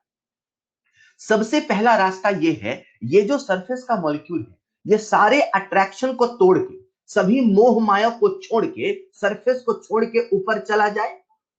ये जो सरफेस का मॉलिक्यूल है, ये सभी अट्रैक्शन को तोड़ के, सारा मोह माया छोड़ के, सरफेस को छोड़ के ऊपर चला जाए। ऐसा भी एक रास्ता ये अपना सकता है, पर क्योंकि ये लिक्विड नहीं, ये सॉलिड है, इसलिए इस रास्ते को अपना नहीं पाता है। एफ नेट हमें जीरो करना है। हर तरफ से इक्वल फोर्स लगाना है, या तो इक्वल फोर्स हो या तो फोर्स ही ना हो।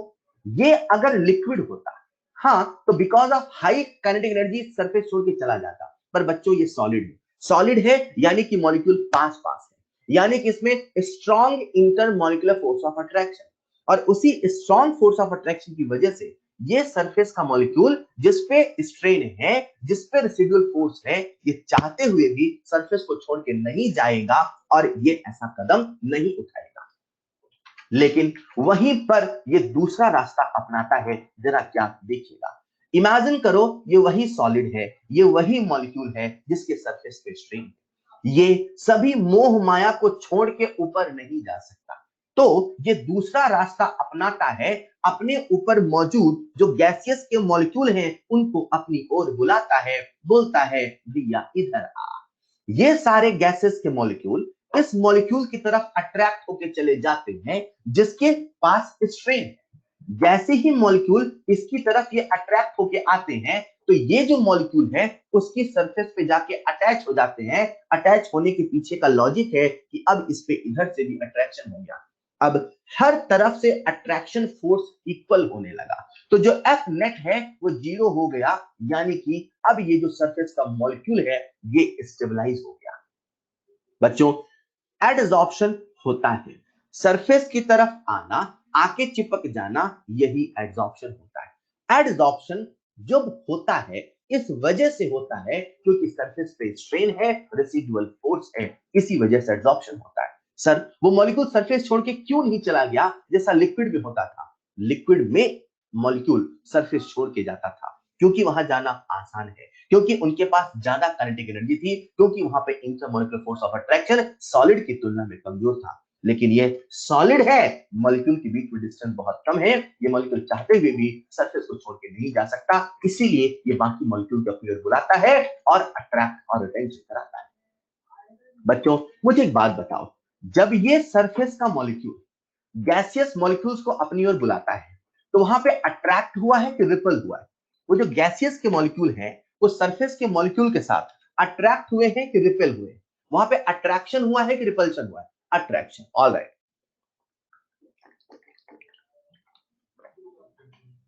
एक बात बताओ, जब अट्रैक्शन होता है तो बॉन्ड बनने वाली सिचुएशन आती है कि बॉन्ड टूटने वाली सिचुएशन आती है? जब अट्रैक्शन होता है तो बॉन्ड बनने वाली सिचुएशन आती है कि बॉन्ड टूटने वाली सिचुएशन आती है? क्या बात है, बॉन्ड फॉर्मेशन की सिचुएशन आती है। एक बात बताओ, जब बॉन्ड बनता है तो एनर्जी रिलीज होती है कि एब्जॉर्ब होती है? जब बॉन्ड बनता है तो एनर्जी रिलीज होती है कि एब्जॉर्ब होती है? बोलो बच्चों, बहुत सही जवाब दिया, एनर्जी रिलीज होती है, यानी कि जब एड्सॉर्प्शन हो रहा है, जब एड्सॉर्प्शन हो रहा है तो वहां पे एनर्जी रिलीज हो रही है, एंड दैट्स व्हाई जो एड्सॉर्प्शन है उसका जो डेल्टा एक्स वो नेगेटिव है। याद रखिएगा, adsorption is an exothermic process.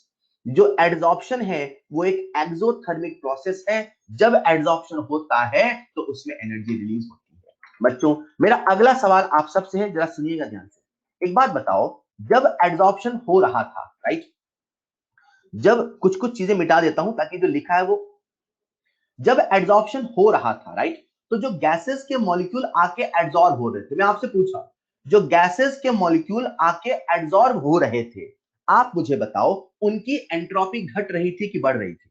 Gases के मॉलिक्यूल पहले फ्री फॉर्म में थे, इधर उधर भटक रहे थे, अब आके उसकी सरफेस पे अटैच हो रहे हैं, तो उनकी रैंडमनेस कम हो रही है, उनकी एंट्रोपी कम हो रही है। मतलब कहीं ना कहीं आप मानते हैं सर जो डेल्टा एस गैस है वो निगेटिव है, उनकी जो एंट्रोपी है वो घट रही। यार एक बात बताओ, एड्सॉर्ब कौन हो रहा है, गैस की मेटल?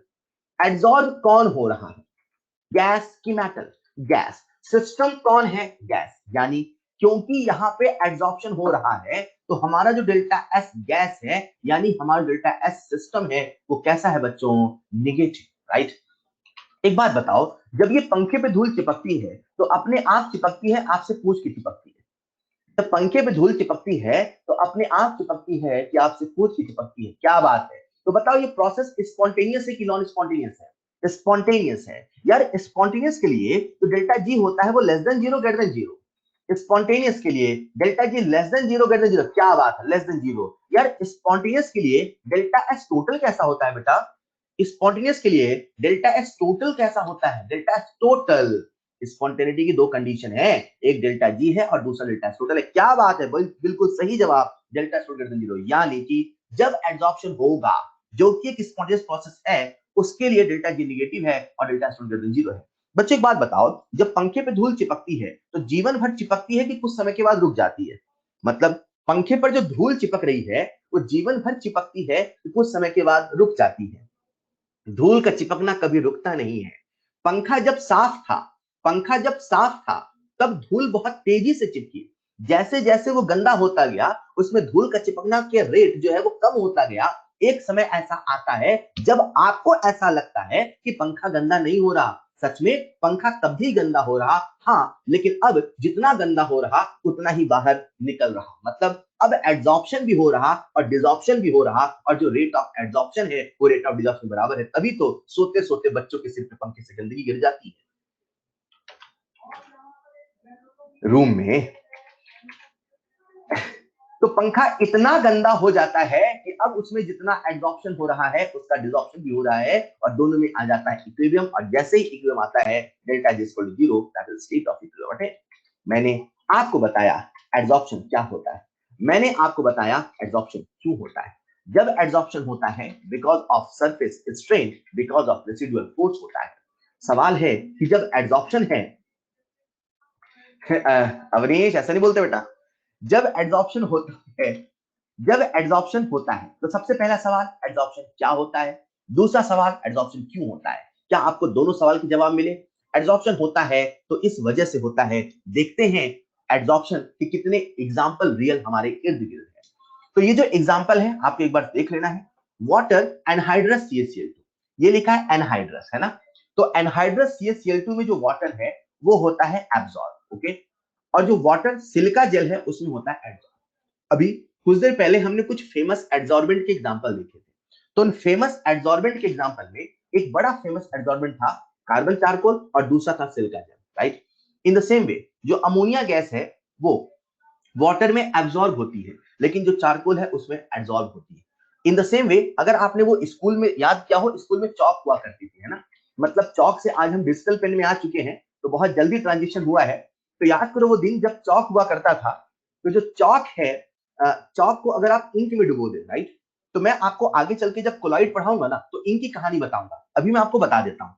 जो इंक होता है, इमेजिन करो ये इंक है ना, ये दवात है, ये इंक है, इसमें भरा हुआ है, इस बॉटल भरा हुआ है इंक। तो इंक में क्या होता है, छोटे छोटे इंक के ऐसे पार्टिकल होते हैं, राइट? ये क्या होते हैं मैं कोलॉइड से बताऊंगा, और साथ में यहाँ होता है वाटर। मतलब वाटर है और इंक के पार्टिकल है। तो जैसे आप इसमें चौक डुबोते हो, है ना, तो जैसे ही चौक डुबोते हैं, ये जो इंक के पार्टिकल है उसके सरफेस पे एड्सॉर्ब होते हैं। क्या होते हैं? एड्सॉर्ब। तो इंक की सरफेस पे जरा देखिएगा, सॉरी, चौक की सरफेस पे जो इंक है वो एड्सॉर्ब है, लेकिन जो पानी है वो चौक के अंदर पहुंच जाता है, जिसे हम कहते हैं वाटर एब्सॉर्ब हुआ है। यानी इंक जो है वो सरफेस पे एब्सॉर्ब होता है, लेकिन जो वाटर है वो एब्सॉर्ब होता है, ठीक है? उसी प्रकार से जब कभी चारकोल को हम मिथाइलिन ब्लू में मिलाते हैं, तो जो मिथाइलिन ब्लू का कलर होता है, दैट इज ब्लू कलर, उसमें जो पिगमेंट होते हैं वो चारकोल की सरफेस पे एब्सॉर्ब हो जाते हैं, और जो डाई है वो हमारा कलरलेस हो जाता है। तो ये कुछ एक एग्जांपल है जिससे हम समझते हैं एड्सॉर्प्शन हमारे आसपास कैसे होता है, ठीक है? तो बच्चों, जो एड्सॉर्प्शन है वो एक सरफेस फिनोमिनन है, जो इस वजह से होता है क्योंकि सरफेस पे स्ट्रेन होता है। सवाल है एड्सॉर्प्शन कैसे होता है? एड्सॉर्प्शन के होने के पीछे वजह, ठीक है, क्या वजह थी कि एड्सॉर्प्शन इसलिए हो रहा था क्योंकि सरफेस पे स्ट्रेन है। अब इस सरफेस पे कोई एड्सॉर्बेट आके एड्सॉर्ब हुआ, तो जो एड्सॉर्बेट आके एड्सॉर्ब हो रहा है, तो एड्सॉर्बेंट और एड्सॉर्बेट के बीच में इंटरेक्शन, वो इंटरेक्शन कैसा है कि बेसिस पे डिसाइड होता है कि एड्सॉर्प्शन कैसे कैसे होगा, कितने टाइप का होगा। तो वही आपके सामने लिखा है कि जो एडसॉर्प्शन है वो दो टाइप का होता है। अगर इंटरैक्शन फिजिकल है, मतलब फिजिकल बॉन्ड है, मतलब वॉन्डरवॉल फोर्स है, तो हम कहेंगे फिजिकल एडसॉर्प्शन। अगर इंटरैक्शन केमिकल है, मतलब कोई केमिकल बॉन्ड का फॉर्मेशन है, तो हम कहेंगे केमिकल एडसॉर्प्शन। मतलब ऐसे इमेजिन करिए, हमारे सामने ये एक एडसॉर्बेंट है, राइट, और एक दूसरा एडसॉर्बेंट है। अब ये जो गैसेस के मॉलिक्यूल आए, आके सिंपली इसकी सरफेस पे अटैच हो गए, because of physical forces. Sir ये फिजिकल फोर्सेस कौन से फोर्सेस होते हैं? Physical forces like van der Waals forces. अगर simple van der Waals force of attraction की वजह से ये अटैच है तो हम लोग इसे कहेंगे भैया ये हो गया फिजिकल एड्सॉर्प्शन। क्या हो गया बच्चों? Physical adsorption. अगर ये जो गैसेस आए इन मेटल के सरफेस के साथ बॉन्ड बनाए, ऐसे बहुत सारे केसेस होंगे जब गैसेस बॉन्ड का फॉर्मेशन करते हैं, तो जब ये बॉन्ड का फॉर्मेशन करने लगते हैं उसे हम लोग बोलते हैं केमिकल एड्सॉर्प्शन। क्लियर? सरल भाषा में सरफेस की तरफ आना, आके चिपक जाना, एड्सॉर्प्शन। एड्सॉर्प्शन इसलिए होता है क्योंकि सरफेस पे स्ट्रेन होता है। जब एड्सॉर्बेट एड्सॉर्बेंट की तरफ आता है तो दोनों के बीच में इंटरेक्शन होता है। जैसा इंटरेक्शन होता है उसी के बेसिस पे उनका नाम रखा जाता है। अगर फिजिकल फोर्सेस का इंटरेक्शन है तो फिजिकल एड्सॉर्प्शन, अगर केमिकल फोर्सेस का इंटरेक्शन है तो केमिकल एड्सॉर्प्शन। फिजिकल फोर्सेस जैसे कि वॉन डेर वाल्स फोर्सेस, और जब मैं बोलता हूं केमिकल इंटरेक्शन यानी केमिकल बॉन्ड फॉर्मेशन, और केमिकल बॉन्ड तो आप जानते हो कोवेलेंट बॉन्ड हो सकता है, कोऑर्डिनेट हो सकता है, कई तरह के बॉन्ड फॉर्मेशन यहां हो सकते हैं। Clear?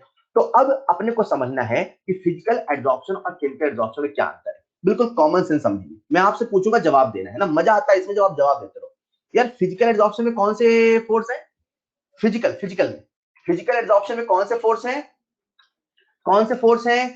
Von der Waals force. यानी van der Waals force weak होता है स्ट्रांग होता है? Van der Waals force weak होता है स्ट्रांग होता है? Van der Waals force weak होता है स्ट्रांग होता है? वीक होता है। और केमिकल बॉन्ड स्ट्रांग होता है। तो आप मुझे बताओ फिजिकल एड्सॉर्प्शन और केमिकल एड्सॉर्प्शन में कौन वीक होगा? फिजिकल एड्सॉर्प्शन केमिकल एड्सॉर्प्शन में कौन वीक होगा? फिजिकल एड्सॉर्प्शन केमिकल एड्सॉर्प्शन में कौन वीक होगा? फिजिकल। पंखे पे जो धूल चिपकी है तो पंखे और धूल की रिएक्शन हुई है कि धूल केवल सरफेस पे चिपकी है? पंखे पे जो धूल चिपकी है तो पंखे धूल की कोई रिएक्शन हुई है क्या? ना, केवल सरफेस चिपकी है क्या? हाँ, मतलब पंखे पे जो धूल का चिपकना है वो फिजिकल एड्सॉर्प्शन है केमिकल एड्सॉर्प्शन है? जो पंखे पे धूल चिपकी है वो फिजिकल एड्सॉर्प्शन है कि केमिकल एड्सॉर्प्शन है? बोलो बच्चों फिजिकल। क्या बात है। एक बात बताओ, वीक वॉनेबल फोर्स कहां है? फिजिकल में। वीक कौन है? फिजिकल में। केमिकल बॉन्ड कहां बना है? केमिकल में। यार एक बात बताओ, जब कभी केमिकल बॉन्ड बनता है तो वो कुछ कॉलिजन थ्योरी वगैरह पढ़ी थी आप लोगों ने? कॉलिजन थ्योरी याद है क्या? तो ये बताओ कॉलिजन थ्योरी कब लगाए हम? जब बॉन्ड बने तब कि जब बॉन्ड नहीं बने तब? कॉलिजन थ्योरी कब लगाए? जब बॉन्ड बने तब ना यार, जब रिएक्शन हो तब ना। तो आप मुझे बताओ कॉलिजन थ्योरी कहां लगाएंगे? फिजिकल एड्सॉर्प्शन में कि केमिकल एड्सॉर्प्शन में? कॉलिजन थ्योरी कहां लगाए? फिजिकल एड्सॉर्प्शन में कि केमिकल एड्सॉर्प्शन में? क्या बात है, केमिकल एड्सॉर्प्शन। एक बात बताओ, एक्टिवेशन एनर्जी की आवश्यकता कहां होगी? एक बात बताओ, एक्टिवेशन एनर्जी की आवश्यकता कहां होगी? Chemical adsorption. क्या बात है। एक बात बताओ, वीक अट्रैक्शन कहां है? वीक अट्रैक्शन कहां है? फिजिकल में कि केमिकल में? शॉर्ट फॉर्म में लिखो, फिजिकल में। ये एक बात बताओ, जब अट्रैक्शन होता है तो एनर्जी रिलीज होती है अब्सॉर्ब होती है? जब अट्रैक्शन होता है तो एनर्जी रिलीज होती है अब्सॉर्ब होती है? एनर्जी रिलीज होती है, राइट। ये बताओ, ज्यादा अट्रैक्शन तो ज्यादा रिलीज, ज्यादा अट्रैक्शन तो ज्यादा रिलीज, कम अट्रैक्शन तो कम रिलीज। एक बात बताओ, कम एनर्जी कहां रिलीज होगी? कम एनर्जी कहां रिलीज होगी? कम एनर्जी कहां रिलीज होगी? फिजिकल में। ज्यादा एनर्जी कहां रिलीज होगी? केमिकल में, राइट। ओके, एक बात बताओ, कहां रिलीज होगी? केमिकल। बहुत बड़े। आपको मैं फैक्ट बता दूं बेटा, जब फिजिकल एड्सॉर्प्शन होता है उस समय जो एनर्जी रिलीज होती है 20 टू 40 किलो जूल होती है, और केमिकल एड्सॉर्प्शन में 80 टू 40 किलो जूल होती है, जो इस बात का प्रूफ है कि केमिकल एड्सॉर्प्शन में strong intermolecular force of attraction है। Is this clear? Is this clear? एक बात बताओ, ये जो वॉन डेर वाल्स फोर्स होता है हर जगह होता है, कहीं होता कहीं नहीं होता? जो वॉन डेर वाल्स फोर्स है वो हर जगह होता है कि कहीं होता है कहीं नहीं होता? हर जगह होता है। बहुत बढ़िया। लेकिन जो केमिकल बॉन्ड, लेट्स से मैंने आपके सामने ये बनाया एड्सॉर्बेंट। क्या बनाया? एड्सॉर्बेंट। इमेजिन करो ये जो एड्सॉर्बेंट है इनका नाम ए है। इमेजिन करो वही एड्सॉर्बेंट है, वही एड्सॉर्बेंट है, लेकिन यहां पे जो मॉलिक्यूल है वो बी। एक बात बताओ, जो यहां पर इंटरेक्शन एड्सॉर्बेंट और ए के बीच में होगा वही इंटरेक्शन एड्सॉर्बेंट और बी के बीच में हो? कोई जरूरी है क्या? जो बॉन्ड ए के साथ बना वही बॉन्ड बी के साथ बने, कोई जरूरी है क्या? मतलब कहीं ना कहीं आप इस बात से सहमत हो कि जो फिजिकल एड्सॉर्प्शन है वो स्पेसिफिक नहीं है, वो सिलेक्शन नहीं करता, लेकिन जो केमिकल एड्सॉर्प्शन सिलेक्शन करता है। मतलब अगर अगर एक्स की सरफेस पर वाई का बॉन्ड बनता है तो x की सरफेस पर y का वही बॉन्ड बनेगा, z का वही बॉन्ड नहीं बनेगा। लेकिन जब फिजिकल एडजॉर्प्शन होगा तो वो इस चीज का सिलेक्शन नहीं करेगा, वो तो कहीं पर भी हो जाएगा क्योंकि वो सिंपल वीक बॉन्ड और फोर्स ऑफ अट्रैक्शन से है। Is this clear? In the same वे बच्चों जरा सुनिएगा ध्यान से, पंखे पे जब धूल चिपकती है, अब आपने जो कॉमन सेंस की बातें बताई ना वो सारे पॉइंट बन के आने वाले। पंखे जब धूल चिपकती है उसे हम साफ कर सकते हैं, नहीं साफ कर सकते? पंखे पे जो धूल चिपकी है उसे हम साफ कर देंगे, कर सकते हैं? कर सकते हैं। तो साफ करने के बाद फिर से धूल चिपकेगी नहीं चिपकेगी? चिपकेगी। अगर मान लो हमने ए और बी का बॉन्ड तोड़ दिया, हमने ए और बी का बॉन्ड तोड़ दिया, इससे हमने ए और बी बना दिया, तो फिर से ए और बी बने, क्या कोई जरूरी है? दुनिया की हर रिएक्शन रिवर्सिबल होती है क्या? दुनिया की हर रिएक्शन रिवर्सिबल होती है क्या? बोलो ना। मतलब जो एडजॉर्प्शन से बॉन्ड बना है वही फिर से बने कोई जरूरी नहीं है। मतलब जो फिजिकल है वो रिवर्सिबल है, लेकिन जो केमिकल है वो इरिवर्सिबल है। इसमें एनर्जी 20 to 40 होती है, यहाँ 80 to 40 होती है। फिजिकल में हमें एक्टिवेशन एनर्जी की आवश्यकता नहीं है, लेकिन केमिकल में आवश्यकता है। जो फिजिकल होता है क्योंकि वीक बॉन्ड और फोर्स ऑफ अट्रैक्शन से होता है, इसीलिए वो कई लेयर में होता है। मतलब इमेजिन करो ये हमारे सामने एड्सॉर्बेंट है, एड्सॉर्बेंट की सरफेस पे जो एड्सॉर्ब है वो एड्सॉर्ब हो गया, तो एक लेयर एड्सॉर्ब होने के बाद एक नई लेयर बनेगी, एक नया सरफेस बनेगा, एक नया स्ट्रेन होगा। तो जो गैसेस के मॉलिक्यूल यहाँ है, अब गैसेस और गैसेस का भी वीक बॉन्ड और फोर्स ऑफ अट्रैक्शन होगा और ऐसा कई लेयर बन सकता है। यानी कि जो फिजिकल एड्सॉर्प्शन है वो एक मल्टी मॉलिक्यूलर लेयर बना सकता है, लेकिन जो केमिकल एड्सॉर्प्शन है ऐसा नहीं कर सकता। मतलब अगर बात करें केमिकल की, इमेजिन करो ये एड्सॉर्बेंट है और ये एड्सॉर्बेंट के साथ एक बॉन्ड बनाता है, तो अगर एड्सॉर्बेंट और एड्सॉर्बेट का ये बॉन्ड बना है तो वही बॉन्ड गैस और गैस का बने कोई जरूरी नहीं है, कोई जरूरी नहीं है। यानी जो केमिकल एड्सॉर्प्शन है वो यूनिलेयर है, लेकिन जो फिजिकल एड्सॉर्प्शन है वो मल्टीलेयर है। बच्चों जो फिजिकल एड्सॉर्प्शन है वो नेचर ऑफ गैस पे डिपेंड करता है। ऐसी गैसेस, एक बात बताओ मैं आप सबसे पूछता हूं, किसे पढ़ाना आसान होगा, जो पढ़ना चाहता है उसे कि जो नहीं पढ़ना चाहता है उसे? किसे पढ़ाना आसान होगा, जो पढ़ना चाहता है उसे, जो नहीं पढ़ना चाहता उसे? मैं आपसे पूछ रहा हूं, जो पढ़ना चाहता है उसे। क्या बात है। तो ये बताओ कौन सी गैस जल्दी एड्सॉर्ब होगी, जो अट्रैक्ट होना चाहती है वो कि जो अट्रैक्ट नहीं होना चाहती वो? कौन सी गैस जल्दी एड्सॉर्ब होगी, जो अट्रैक्ट होना चाहती है वो कि जो अट्रैक्ट नहीं होना चाहती वो? जो अट्रैक्ट होना चाहती है। एक बात बताओ कौन अट्रैक्ट होना चाहेगी, जिसके अंदर अट्रैक्शन वाली क्वालिटी होगी वो कि जिसके अंदर अट्रैक्शन क्वालिटी नहीं होगी वो? कौन जल्दी अट्रैक्ट होगी? ऑब्वियसली जिसके अंदर अट्रैक्शन क्वालिटी होगी। बच्चों आप सब रियल गैसेस पढ़ चुके हैं, आप सब जानते हैं गैसेस का जो अट्रैक्शन का क्वालिटी होता है वो मेजर होता है ए से, van der Waals force of attraction A से। तो जिस गैसेस में जितना ज्यादा ए वाला क्वालिटी होगा, जितना ज्यादा क्रिटिकल टेम्परेचर होगा, जितना ज्यादा लिक्विफाइबल नेचर होगा, उतना ज्यादा वो जल्दी एब्जॉर्ब होगा। यस और नो? लेकिन जो केमिकल एड्सॉर्प्शन है वो इस बात पे डिपेंड करता है कि किस गैसेस के साथ बॉन्ड बन रहा है। मतलब कहीं ना कहीं ये भी नेचर ऑफ गैस पे डिपेंड करता है, बट इसका नेचर क्रिटिकल टेम्परेचर से रिलेशन नहीं है, पर फिजिकल का रिलेशन क्रिटिकल टेम्परेचर से है। क्योंकि जिस गैस का क्रिटिकल टेम्परेचर जितना ज्यादा होगा वो उतना जल्दी लिक्विफाई होगी, और जो जितनी जल्दी लिक्विफाई होगी उतनी जल्दी एब्जॉर्ब होगी। क्लियर? क्लियर? नेक्स्ट पॉइंट जो है उसे मैं आपको डिटेल में समझाऊंगा, इसे लिखा है अभी से पढ़ना नहीं है, कैसे डिक्रीज होता है अभी समझाता हूं।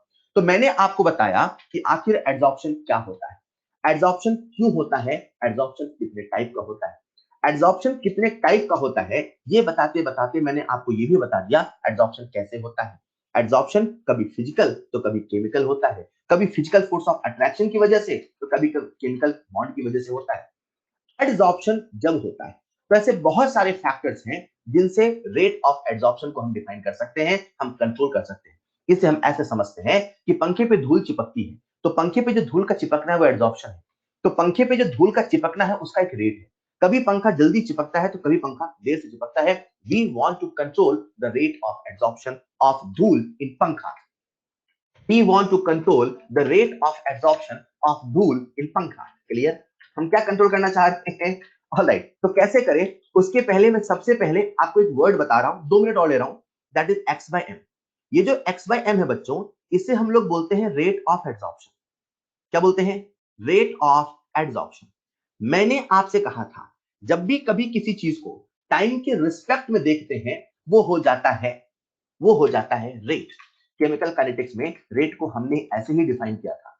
यार अच्छा चलो टाइम हो चुका है, कल ही करते हैं, चलो टाइम हो चुका है, 3-4 मिनट बचे तो आपको हैंड आउट भी देना है ना। कल ही करते, चलो नेक्स्ट क्लास में इसे करेंगे। ऑलराइट, तो नेक्स्ट क्लास में हम लोग एड्सॉर्प्शन हर्षित कुमार, तू मतलब पढ़ नहीं रहा बेटा है। एक बच्चा, मैं आपको बताऊं, आप सभी को सुन लो, एक बच्चा पढ़ते पढ़ते शैतानी कर रहा है। उसने इंटरनेट से कहीं से एक पिक्चर ढूंढी है जिसमें पंखे पे इतनी सारी बर्फ जमी है और वो यहाँ शेयर कर रहा है, मतलब वो पढ़ नहीं रहा है ना हर्षित? पढ़ाई कर ले बेटा। ऑलराइट, तो आज इतना ही पढ़ते हैं। मैं आपको क्लास का हैंडआउट शेयर कर रहा हूँ। That's all for today. मैंने आपको होमवर्क दे दिया है, होमवर्क कंप्लीट करें। Thank you so much. मैं अभी क्लास का हैंडआउट शेयर कर रहा हूँ। नहीं, मैंने जानबूझ के बोला।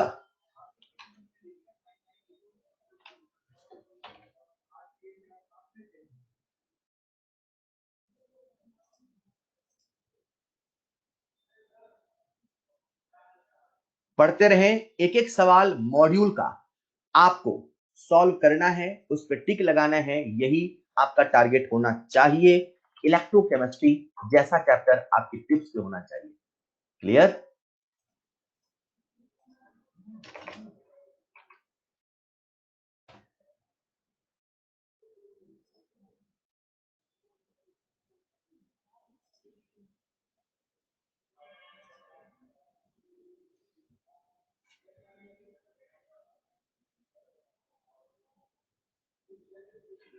अर्पणा, अभी जब मैं फैक्टर्स इफेक्टिंग बताऊंगा ना, वहां सारे पॉइंट आएंगे, सारे पॉइंट आएंगे, निश्चिंत रहो।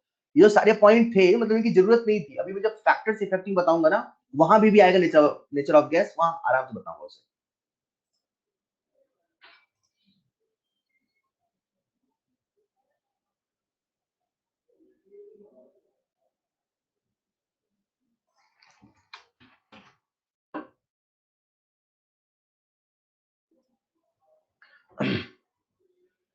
आप सबके सामने भी एक दूसरा पॉपअप आया होगा। पॉपअप की मदद से सरफेस केमिस्ट्री का हैंडआउट डाउनलोड कर सकते हैं, ठीक है?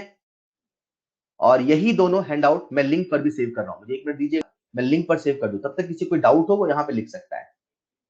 आप सबके सामने पॉपअप आ गया होगा, उसे डाउनलोड कर लें।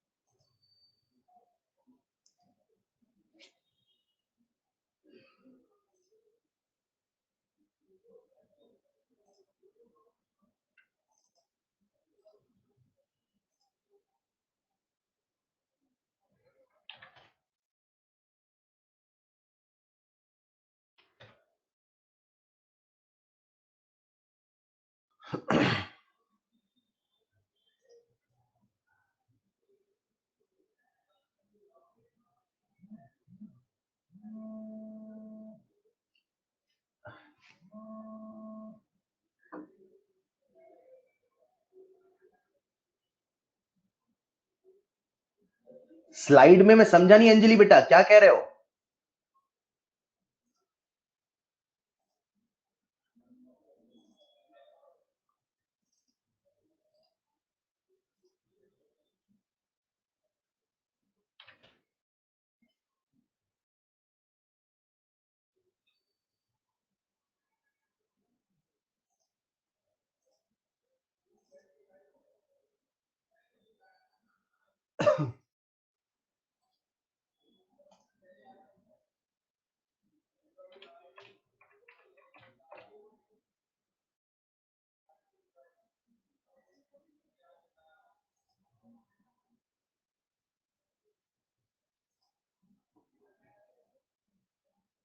हाँ बिल्कुल बिल्कुल अंजलि, सही कह रहे हो, बिल्कुल सही कह रहे हो। ऑलराइट, कुछ बच्चे अभी भी लिंक, बेटा मुझे अलग से व्हाट्सएप करना, मैं लिंक उसमें शेयर करूंगा, है ना? क्योंकि मैंने लिंक अलग से नहीं बनाया कुछ, और अभी कॉमन है। तो जैसे पहले क्या, हाँ तो वैभवी बेटा आप मुझे अभी मैसेज कर देना, मैं आपको लिंक शेयर कर दूंगा उसमें, ठीक है? तो आज के लिए इतना ही। मैंने ये सारा हैंडआउट वहां पे अपलोड भी कर दिया है। होमवर्क आप प्लीज करें, यही आपसे रिक्वेस्ट है। That's all for today. मिलते हैं नेक्स्ट क्लास में। Thank you so much, thank you so much.